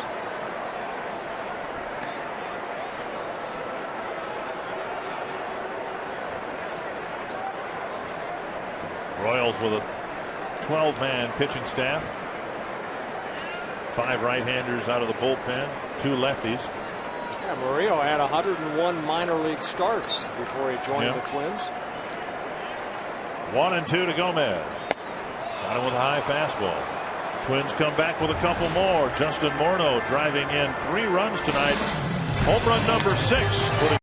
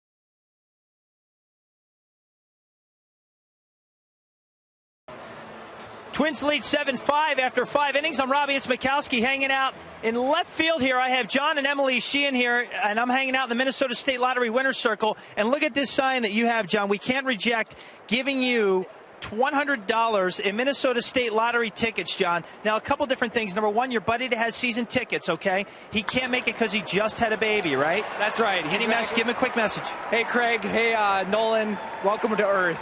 Nolan, welcome to Earth. Congratulations to you. Now, the other thing, if you look at this sign, Bert, it's a Twitter sign. At FS North, circle me at Bert. You got that, Bert? Did you circle him? I sure did. Are you with it? He circled you. Now, why the Twitter sign, John? Well, it's Twitter Day on Fox Sports North, and I'm a big Twitter user, so I thought I'd make a sign to celebrate the day. And how'd you like it? So far, so good. So far, so good. He had the messages. He knew everything in advance, and he is a follower on Twitter. To become a follower, twitter.com, punch in FS North. That's FS North on twitter.com. Bert, what do you think of that, baby? We got signs in a Minnesota State Lottery winner's circle based on Twitter. Hey, Robbie, why don't they Twitter about your pink tie and your pink shirt? He said, all right, now Bert just said, why don't you Twitter about my pink shirt and tie? Helen, let's go to Emily. Emily, how do you like the pink tie? I like it a lot. She likes it a lot, Bert. Look Tweet better that, on baby. her. Oh, yeah. Well, Matt Guerrero is the new Twins pitcher. On the first pitch, Mike Jacobs lined out to Morno. And now Guerrero gets ahead of Alberto Callaspo 0-2. And now a bouncer to KCA.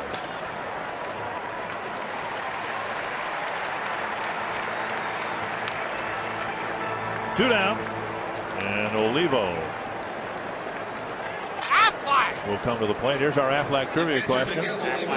Who are the 5 American League players to collect all of their 3,000 hits with the same team? Mr. Brett would be one of those. Cal Ripken. Eddie Murray got it with the Orioles. Or no, he got it with the Indians. No, he got it with the Orioles, didn't he? But he came back to the Orioles to do that, I believe. Or did he come back to get his 500th home run? I don't know. We'll find out. Backhanded by Punto. Look at that arm. And Guerrero comes in. And on 5 pitches, he gets a 1-2-3-6.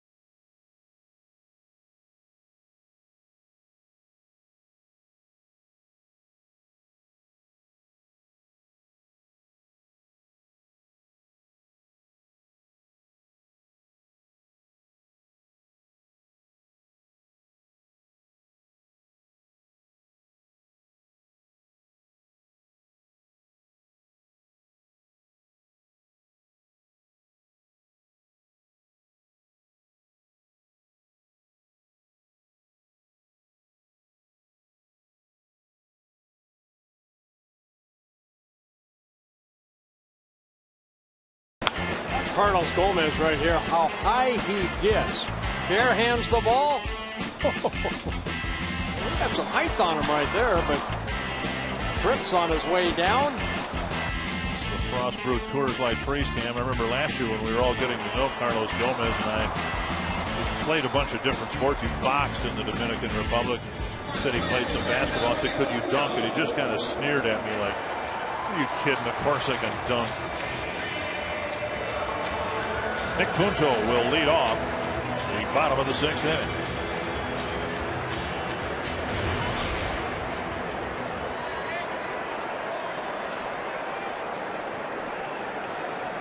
Nick Punto drove in a couple of runs with a single in the 4th. He'll lead off the 6th. Facing Robinson Tejeda.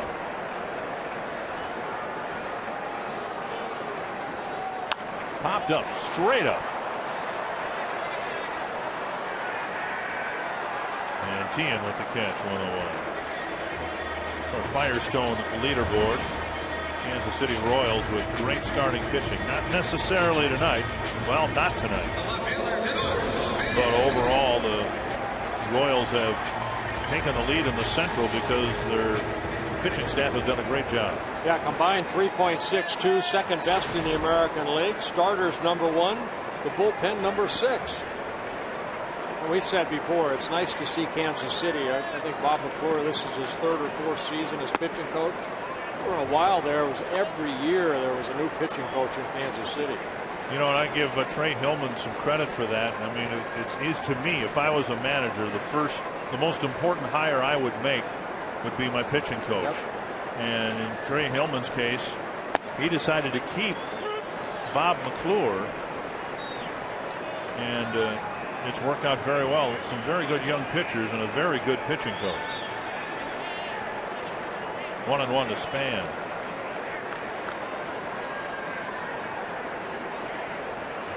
Out in front, 1-2. Good changeup right there. Span looking for his first hit of the ball game.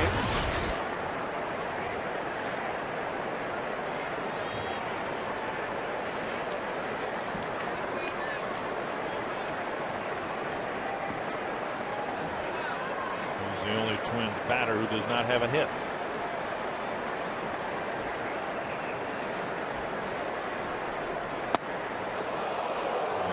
Good fastball moving Span off the plate. 2-2.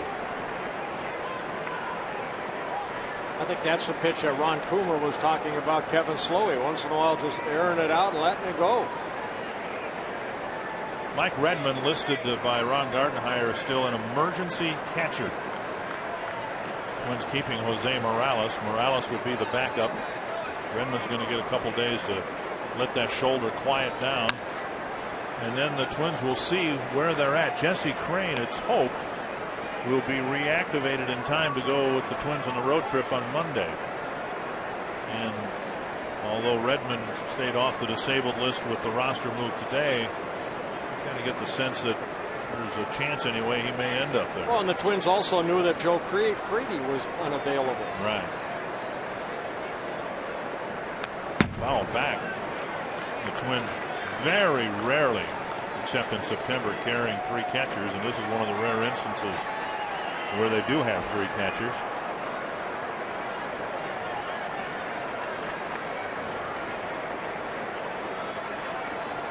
Jesse Crain had a bullpen session today. He'll have another one Sunday, and if all goes well, he might be activated in time for Monday's game in Detroit. Up and away, and it's 3-2.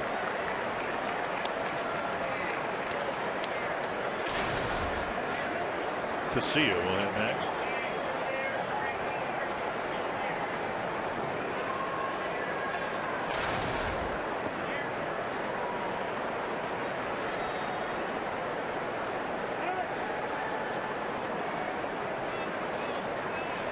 Span's done a great job as the Twins leadoff hitter. Hoping to get aboard here with 1 out in the 6th.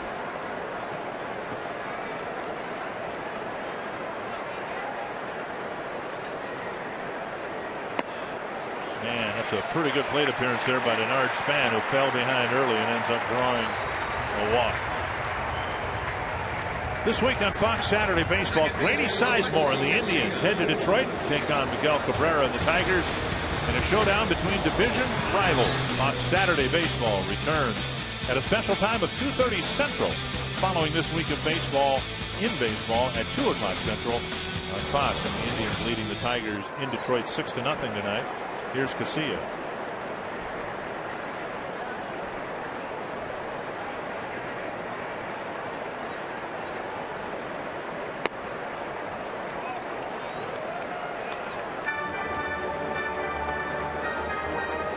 Actually, I said Span is the only Twin without a hit. KCA doesn't have a hit either. 0 for 3.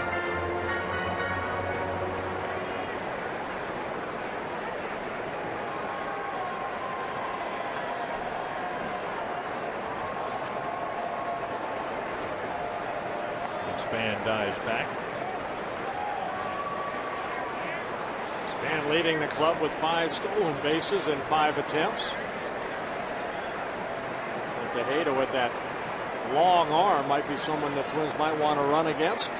Olivo, very quick and good arm behind the plate. 2-0.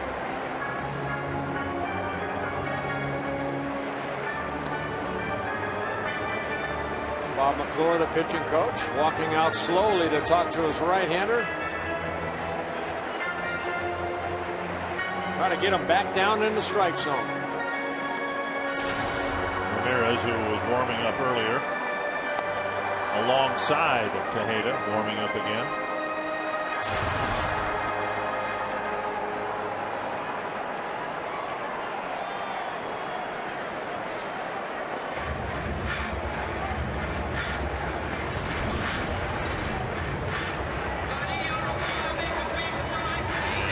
Jeff Nelson out to the mound.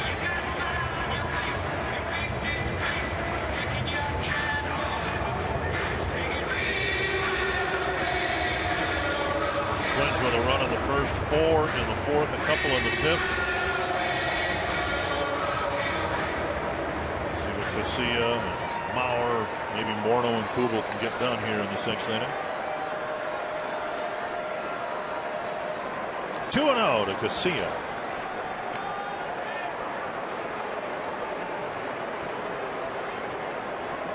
Of the 2 catchers the Royals have, Olivo far and away the best at throwing out runners. John Buck, the other catcher, really had a tough time with that. Up and away with Span skittering away from first base.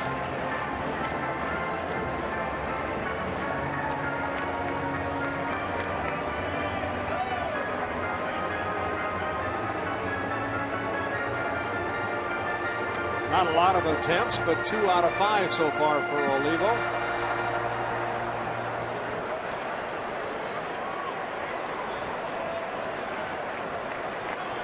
Three and 0 to the Twins' second baseman. There's a strike.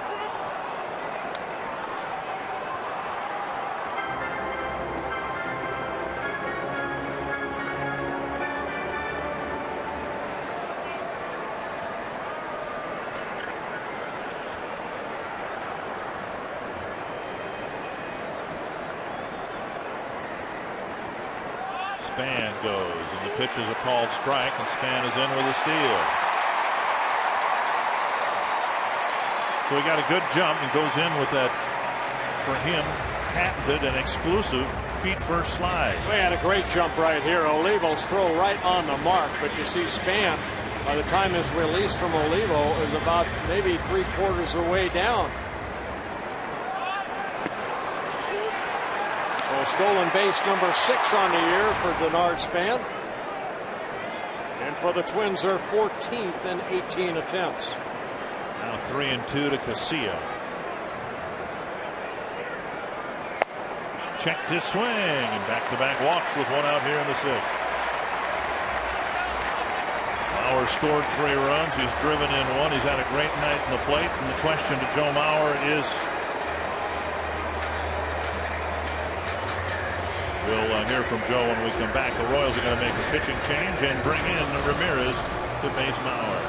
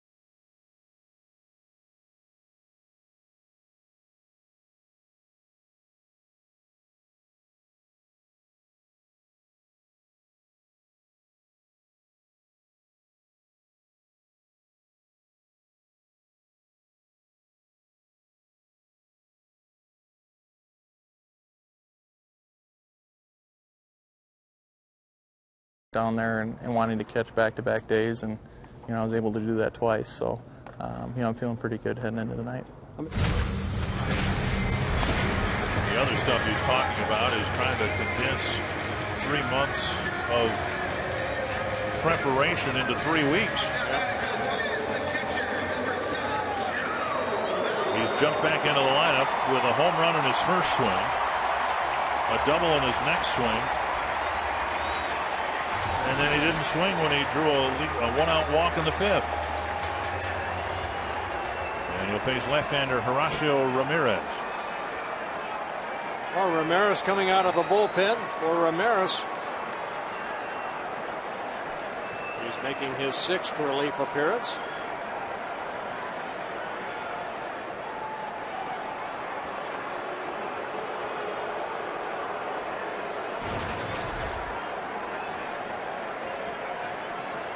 Eight and a third innings, 5 strikeouts, 4 walks for Ramirez.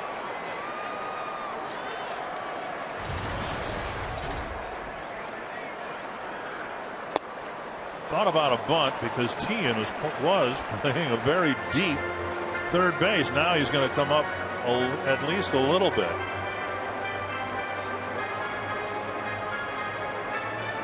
And that might have been the intent all along, just getting the third baseman to come in a little bit. Well, no, doesn't matter who's out there, righty or lefty. Joe Mauer's a 300 hitter.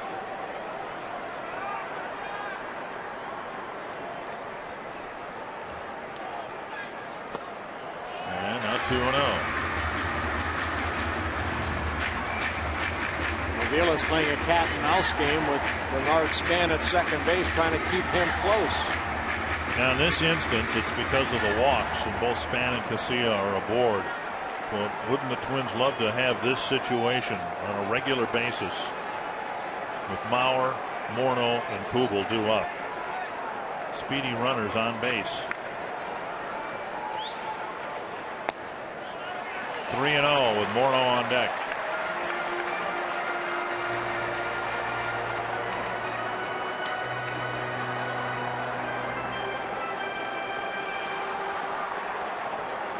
Ponson was hit hard. He only walked one batter, hit one.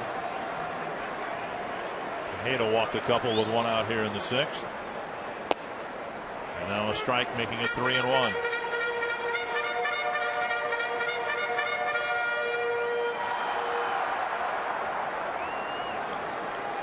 Not a bad hitter when it counts in his favor.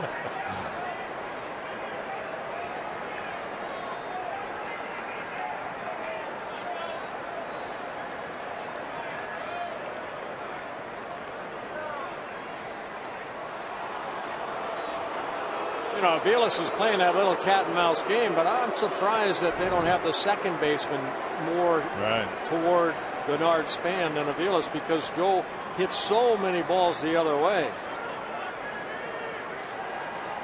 Double was hit down the left field line, the home run to left center. 3-2. It's the first time he's swung the bat and not gotten an extra base hit.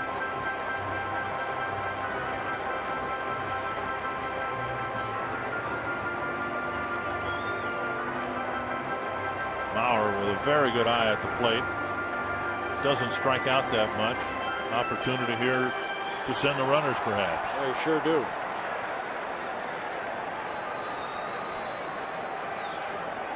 Full count to Mauer.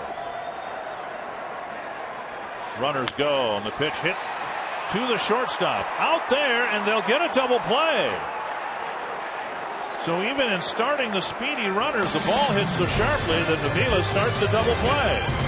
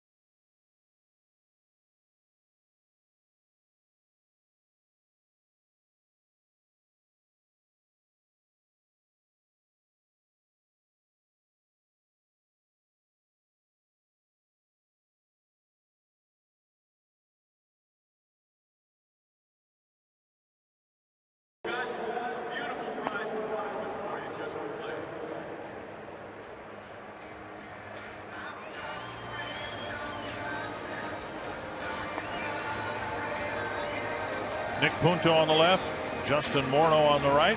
The Home Depot doing more on defense. Yeah, Justin Morno making a nice play right here. Grabbing it in the air for the first out, and then with 2 outs, Nick Punto going into the hole, showing off his arm. And retiring the Royals in order in the 6th inning, 1-2-3. On just 5 pitches. So Matt Guerrero starts the 7th facing Mike Aviles. And he snaps a breaking ball over.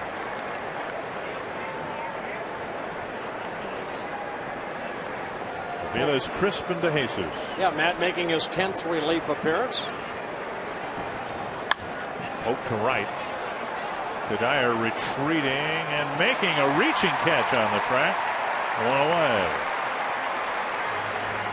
The Dodge game summary with the Twins up 7-5. Well, Joe Mauer 2-0 pitch.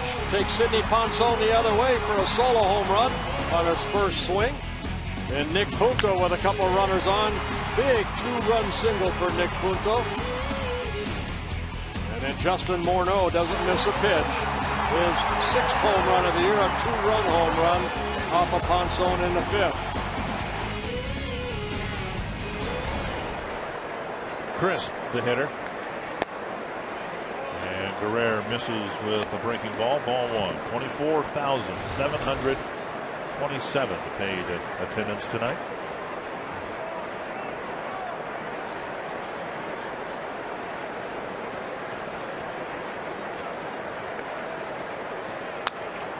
And a foul, 1-1. Crisp last year, of course, was part of a congested outfield for the Boston Red Sox. There's Craig Breslow warming up. Looks like Luis Ayala is going to join him as well.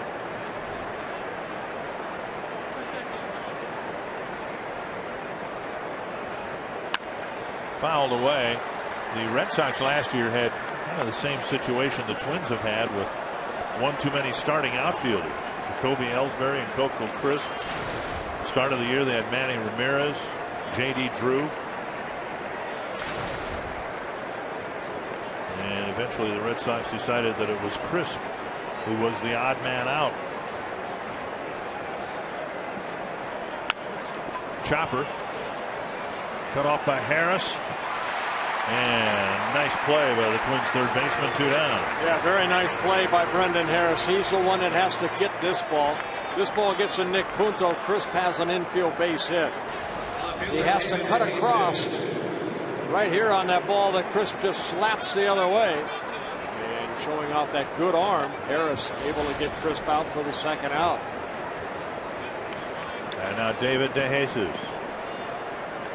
It's good to see DeJesus up there with the bases empty because he's come up with a couple of big hits for the Royals tonight.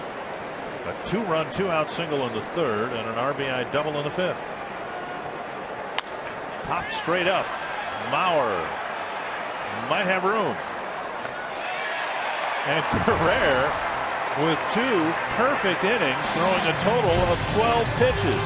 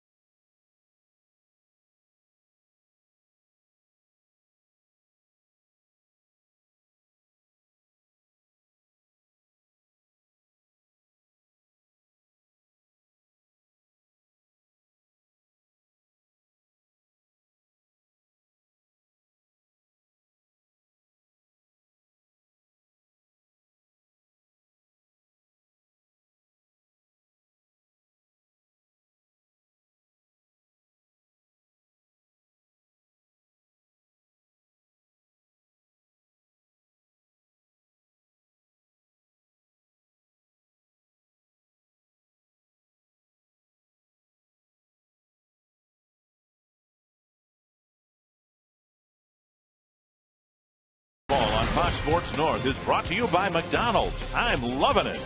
By Dodge. Live strong, live bold, live now. Dodge. Grab life. And by Aflac. We've got you under our wing.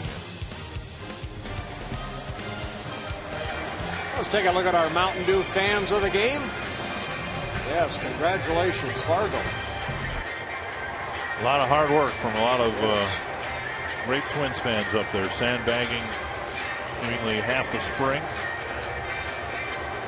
Ramirez got a big double play off the bat of Joe Mauer. Pretty sharply hit ball that was turned into two, and now he'll have the pleasure of facing Justin Morno and Jason Kubel.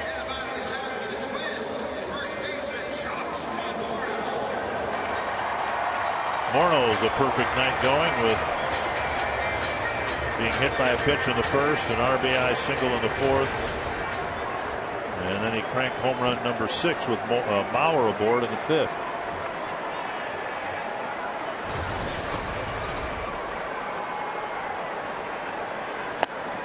Big swing and a miss, 1 strike. Tigers are trying to come back against that Cleveland bullpen. It was 6-0 going into the bottom of the 8th, and now it's 6-5. Tigers still batting. Popped up right side, and Butler near the first base bag. Had some problems with it, but he made the catch, 1 away.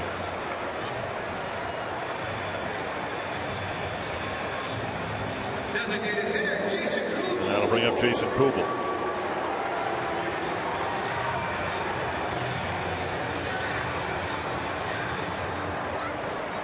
TC enjoying the series opener so far.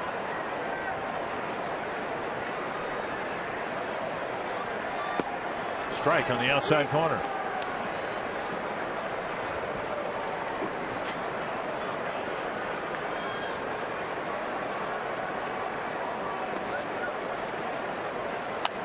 Oh, rocket. Over the Twins on deck circle. Looks like everybody is okay. 2 strikes to Kubel. And a foul ball rattling out of Olivo's mitt. Twins will face Brian Bannister tomorrow night. He's been outstanding since his call up, and then Gil Mesh on Sunday. And in Detroit they'll face Edwin Jackson and Rick Porcello. Kubel strikes out, so they'll see a steady diet of right-handed starting pitching here for the next 4 days. As we mentioned, Cleveland jumped out early. We've got a Dodge game break from Comerica Park. Johnny Peralta with a home run that helped the Indians get off to a quick 6-0 start. Then Miguel Cabrera in a 5-run bottom of the 8th has gotten the Tigers back into it. Kadire loses most of his bat, breaks off in his hands. And Ramirez has faced 4 batters and gotten 5 outs.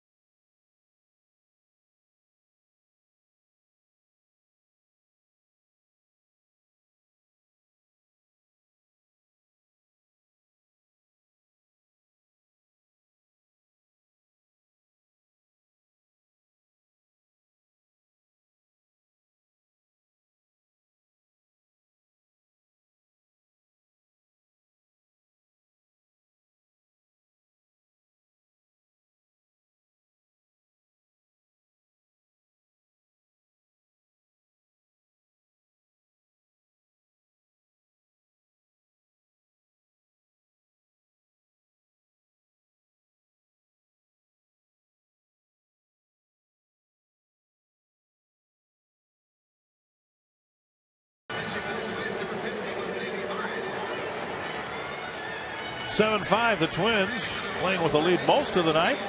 Kansas City had a brief 2-1 lead. 2 very good innings for Matt Guerrera. Now Jose Maharis comes in. Yeah, Matt Guerrera threw 12 pitches, 11 strikes. Jose Maharis coming out of the bullpen for the 4th time. He last worked here on Tuesday, where he walked the first batter he faced, then struck out the side after that in a 4-3 win over the Rays. Mark Teahan will lead things off against Maharis. And a breaking ball in off the plate, ball 1. It'll be Teahan, Guillen, and Butler. This isn't necessarily a matchup thing. In fact, it's quite the opposite. We got a left-handed hitter up now, but then some right-handed hitters coming up. It's just Maharis, who's been so good in the 8th inning since his call-up, getting the task of pitching well here in this 8th inning.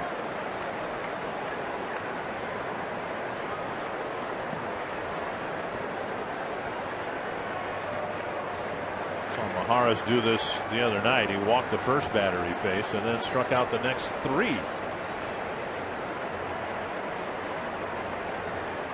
2-0 to Teahan. Fouled back 2-1.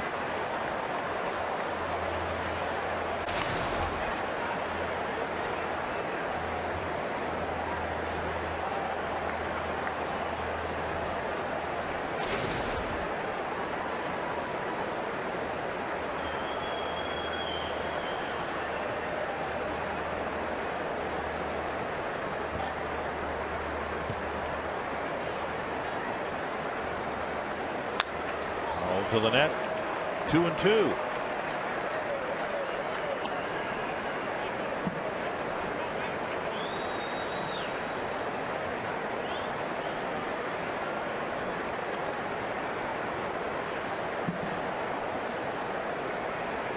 Maharis with that good fastball, that hard breaking ball. Looks in a changeup here or there.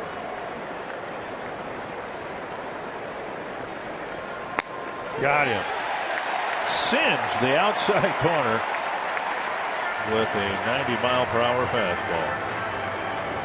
1 gone in the 8th. Back to our Aflac trivia question. I came up with 3 names, 3 other names. We mentioned George Brett. How about Robin Yount, Al Kaline, and Ted Williams?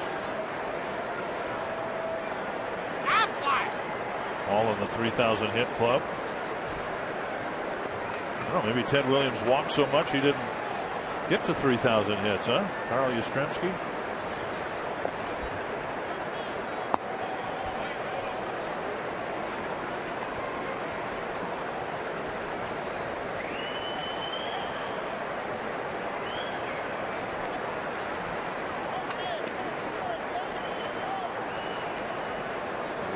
I just picked the wrong Boston left fielder. Hit hard to left. Ian's aboard with his 3rd straight hit. There are 1,000 reasons to log on to twinsbaseball.com. Okay, 1,001. You can vote for the all Metrodome team exclusively at twinsbaseball.com. Log on tonight, make your selections to set the roster of Twins greats that'll be named later this summer. Twinsbaseball.com for the latest in Twins merchandise and single game tickets. So now a man aboard, and that'll get Butler to the plate representing the tying run. Mauer with another trip to the mound.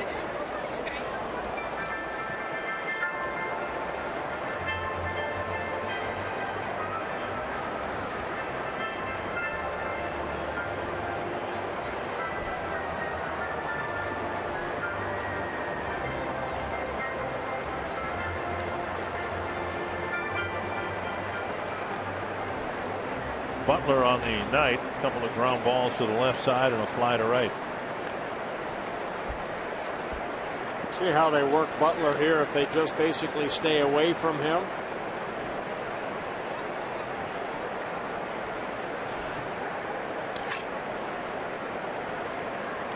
They go inside with a fastball, missing high.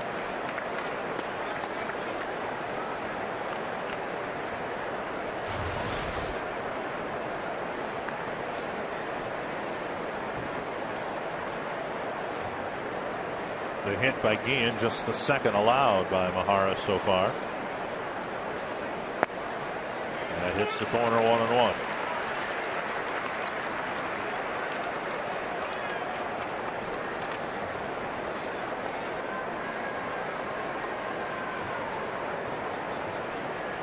This is kind of an odd game in that we've had a lot of offense and very well hit balls, yet I think we've had a generous strike zone by the home plate umpire. Usually when the home plate umpire has a bigger strike zone, you don't see many hits or well hit balls, it seems like. Yeah, I think Jeff Nelson's done a good job back there. I mean, that's a pretty good pitch right there. The reason that a lot of the runs were scored in the 4th and 5th innings because both pitchers left a lot of balls up in the strike zone.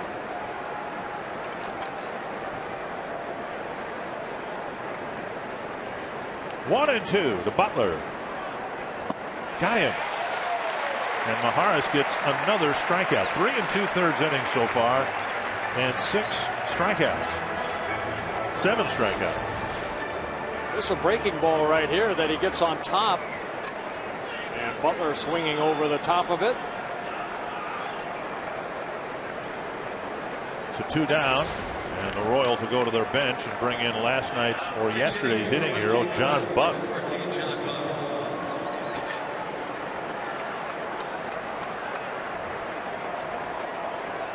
Buck not known for his offense, yet as a backup catcher for the Royals, he's having his best start for the Royals, hitting 300. Yeah, yesterday's ball game, 5 RBIs on a couple triples. And he has really made the most out of his hits. Just 12 hits on the season, but 8 extra base hits. 3 doubles, the 2 triples, and 3 home runs. Foul back, a strike.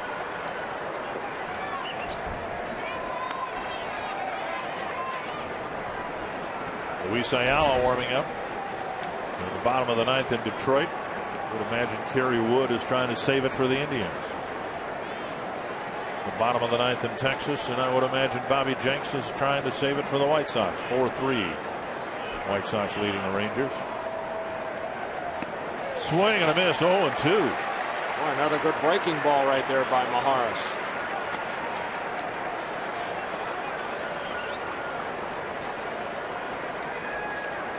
You can understand, you look at pitches like that and you look at his numbers so far, why over the winter he emerged as being central to the Twins bullpen plans, and then did not have a good March.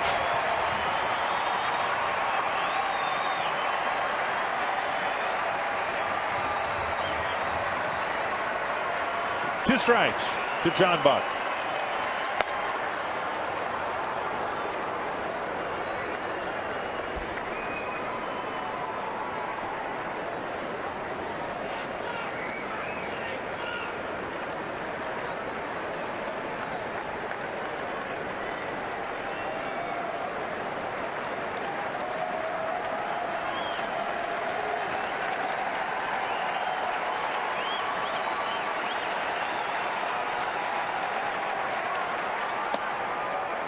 Two and two.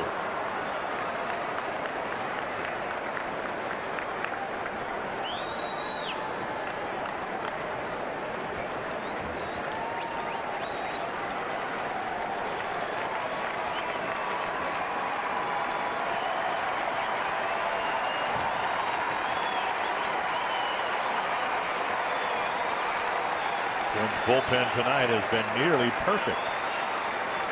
Ian's 1-out single, the only base runner allowed from the 6th inning on.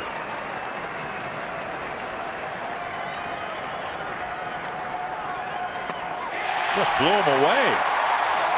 And Maharis strikes out the side again.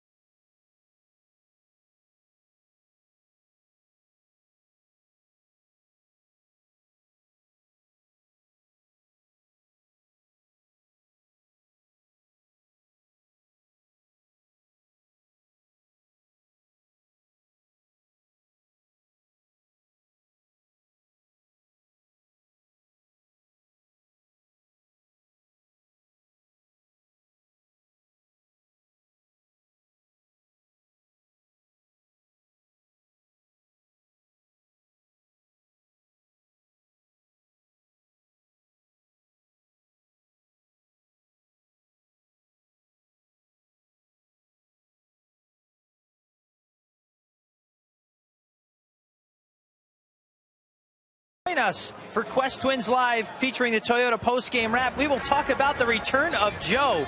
Need we say any more? Joe Mauer, 3 runs scored, an RBI, home run double. Otherwise, a typical night at the office for number 7. Fielding grounders is our instructional. Burt Bly-Levin, Ron Coomer going to take you through the art of fielding grounders. And patience at the plate. That was Ron Coomer's pregame scouting report. We'll revisit that. And Burt and Dick, those guys talked about it tonight with regard to Sidney Ponson, and it proved successful as they were able to rock Ponson for 9 hits and 7 runs. All that is coming up immediately following the game on Quest Twins Live featuring the Toyota postgame wrap right here on Fox Sports North. Dick Bramer. Thank you, Robbie Ince-Mikowski. Here's Brendan Harris leading off the 8th against Kyle Farnsworth.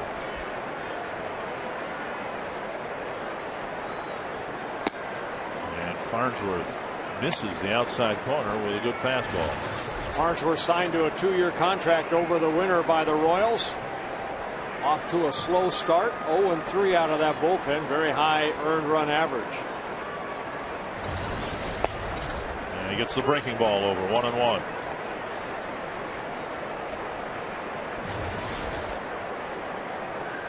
Royals had a good bullpen last year. They traded some of that away, but signed Farnsworth to try to cover up the losses.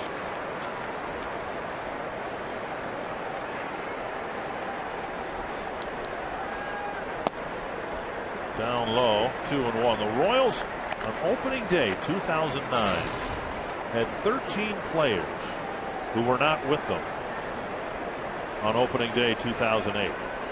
They turned over more than half the roster. Swing and a miss, and it's 2-2. Farnsworth, one of those players.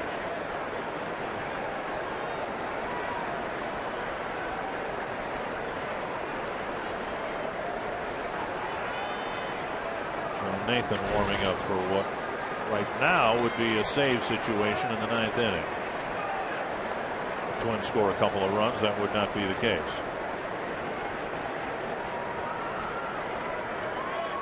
Harris with hits his last 2 times up.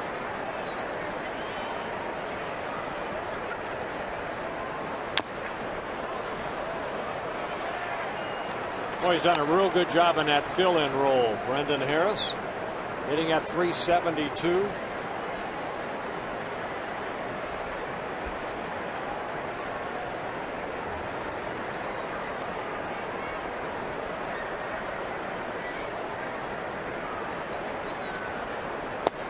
Got him with a fastball at the knees. 1 away.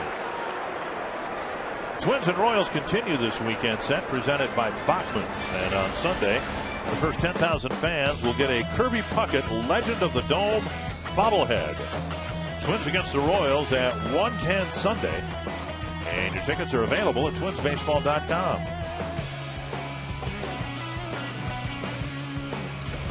One gone. Carlos Gomez, the hitter.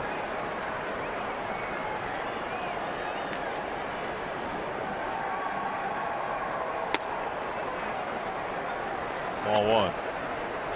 Farnsworth last year spent part of the year in the American League Central for the Tigers. He was what the Tigers got when they traded Ivan Rodriguez last year to the Yankees. Remember last year Jorge Posada came up with a bad arm and Yankees needed some help behind the plate, so they got the future Hall of Famer and they had to give up Farnsworth to get him. Yeah, Farnsworth's always been pretty durable out of that bullpen. He'll appear in 60 or more games a year.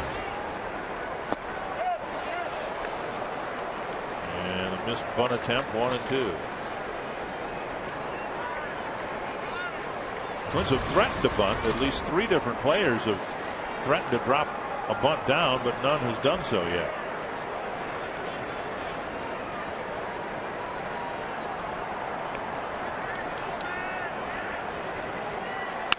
Off the end of the bat, a little roller. Butler to the bag, out number 2. And that'll bring up Punto.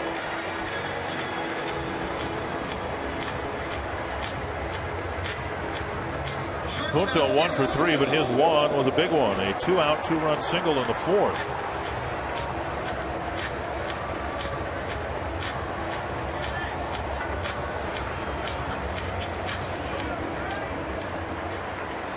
Cleveland beat Detroit 6-5, and Chicago beat Texas 4-3.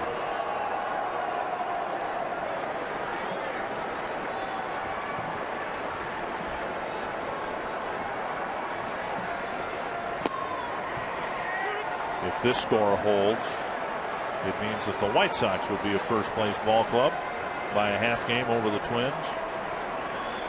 And it sure looks like it might be one of those years where there'll be a different team in first place every day. Yep. Or it could be. Little teeter-totter. Kansas City was there. Detroit was there. The White Sox have been there. Maybe by weekend's end, the Twins will be there. 2 strikes to Punto.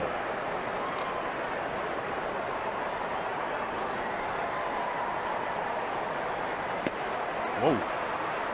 That's a good pitch taken for a ball. Just outside.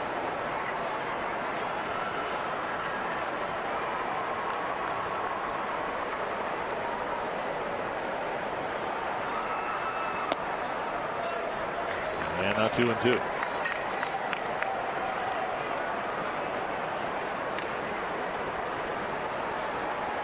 Royals are due to send up the bottom third of their lineup. Callaspo, Olivo, and Aviles.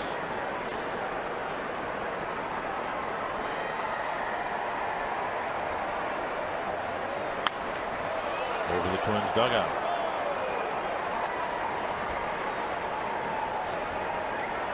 Nathan hoping that there's an opportunity for his 4th save of the year.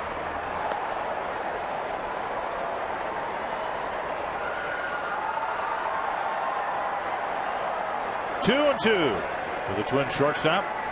And now a full count with Span on deck.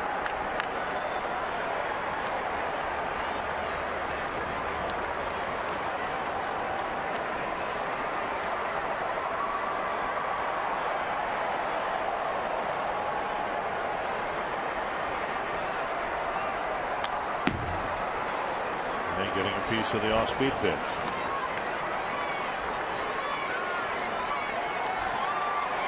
Starting pitchers struggled tonight for both the Twins and the Royals. The relievers have not. Sidney Ponson knocked out in the 5th. Twins haven't scored against the Kansas City bullpen, and the Royals haven't scored against the Twins bullpen. A combined right now 6 1/3 innings of 2-hit relief. And now a walk puts Punto aboard with 2 gone in the 8th. Good at bat right there for Nick Punto. And now Span.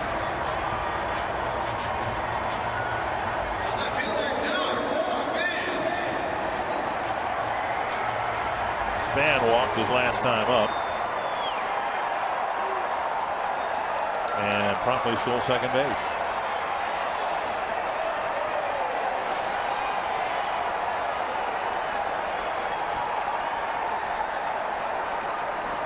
Punto on the season. 1 steal in his only attempt.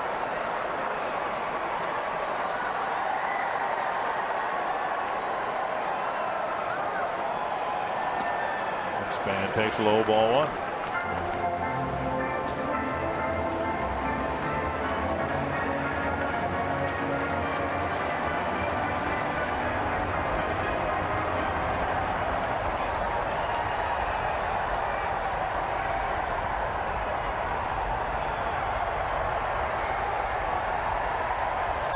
Punto goes. The pitch is inside, and Punto with a stolen base. The ball ending up near the Kansas City on deck circle.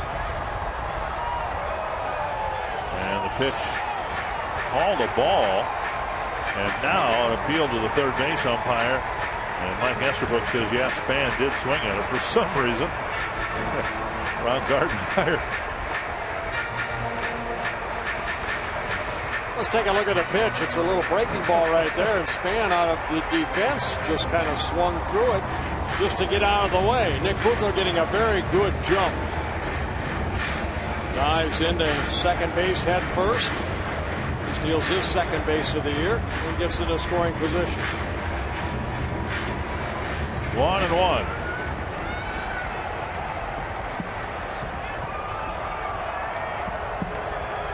Span and home plate umpire Jeff Nelson having some words. And that perked up the ears of Ron Gardenhire. Want to make sure that nothing escalated.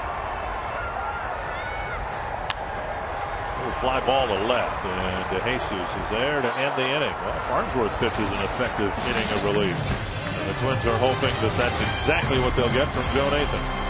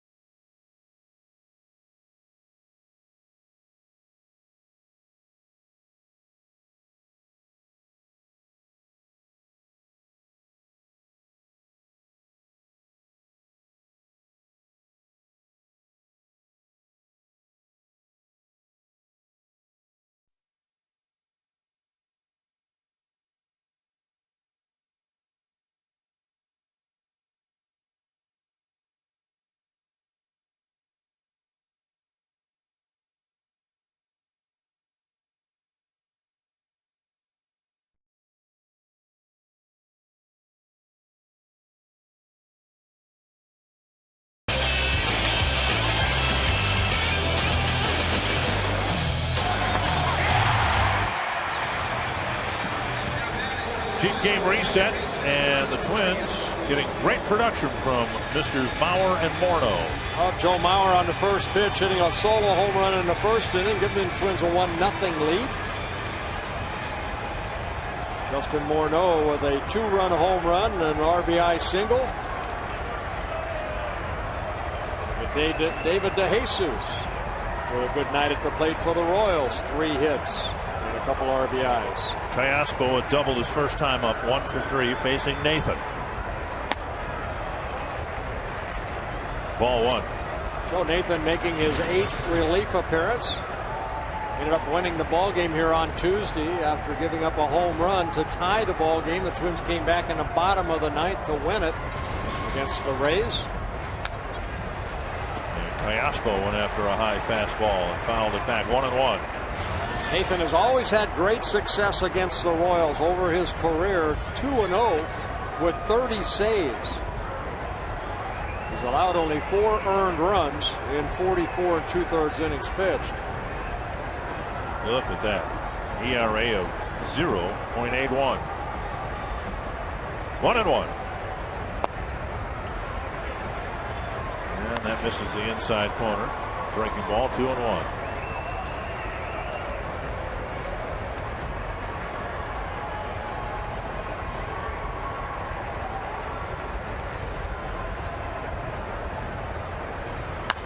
High fly to center. Looks harmless enough. Gomez prances in to make the catch. 1 away. And that'll bring up Olivo.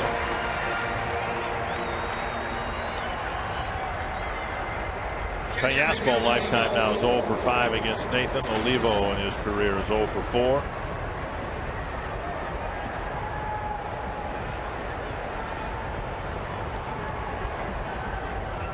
Yankees came back to beat the Angels 10-9 at the new Yankee Stadium. The Angels led most of the way in that game. They lost a late lead. Strike 1.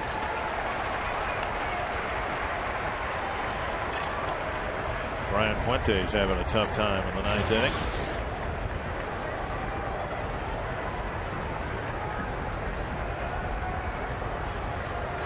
Swing and a miss. 0-2. Good hard breaking ball from Joe right there. Hard slider.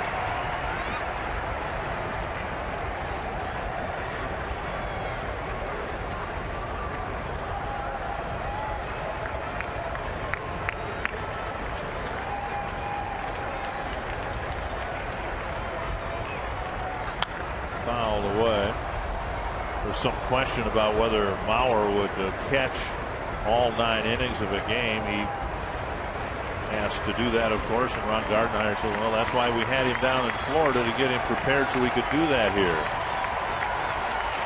And you'll hear from Joe about how it all went behind the plate and at the plate on Quest Twins Live. 2 strikes to Miguel Olivo. 1-2. I think some people, Bert, looked at the fact the Twins had 3 catchers and they said, well, not in this situation, but if the Twins had a 7-1 lead in the 9th, maybe they'll give Joe a late inning break. But Ron Gardenhire says that's not going to happen. Swing and a miss. Got him with a breaking ball. 2 down. They missed him in April, and they've got him back in May, and he jumped right back into the lineup. Becomes our Quest player of the game in Game 1 for Joe Mauer for the 2009 season. First swing, a home run. Next swing, a double, then a walk. And we'll forget about the double play that he hit into. He hit that ball hard, too. Yes, he did. Here's Avila's last hope for the Royals. Just off the plate, ball 1.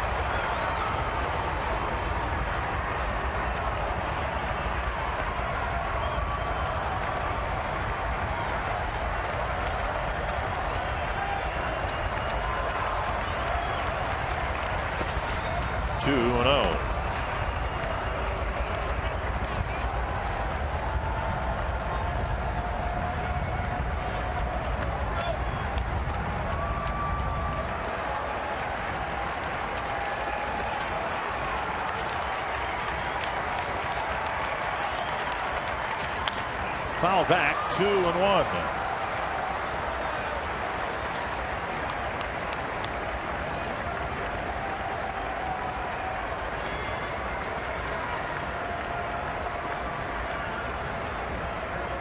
Kevin Slowy worked the first 5 innings. He's a pitcher of record. Matt Guerrero, 2 shutout innings. Jose Maharis, 1 shutout inning. And Joe Nathan trying to pick up his 4th save. 2-2. This might be the 7th game in a row the Twins have played where a team that scored in the first inning eventually won the game. And Nathan hoping to get this series against the first place Royals off on the right foot. 2-2 to Aviles. And he reached across the plate to keep the at-bat alive.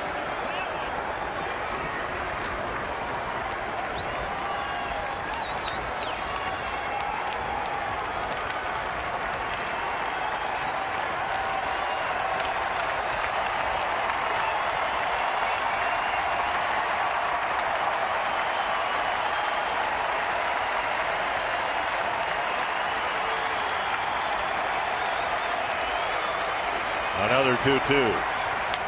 Hope to center. The Royals are still alive. Avila's just making contact and poking a line drive single to center with 2 out in the 9th. Avila's picking up his 2nd hit of the ball game. Their hits are even in the ball game, but the Twins have scored 2 more runs. Coco Crisp, the hitter. Just the 2nd hit allowed by the Twins bullpen, 2nd base runner. Maharis gave up a 1-out single to Guillen in the 8th.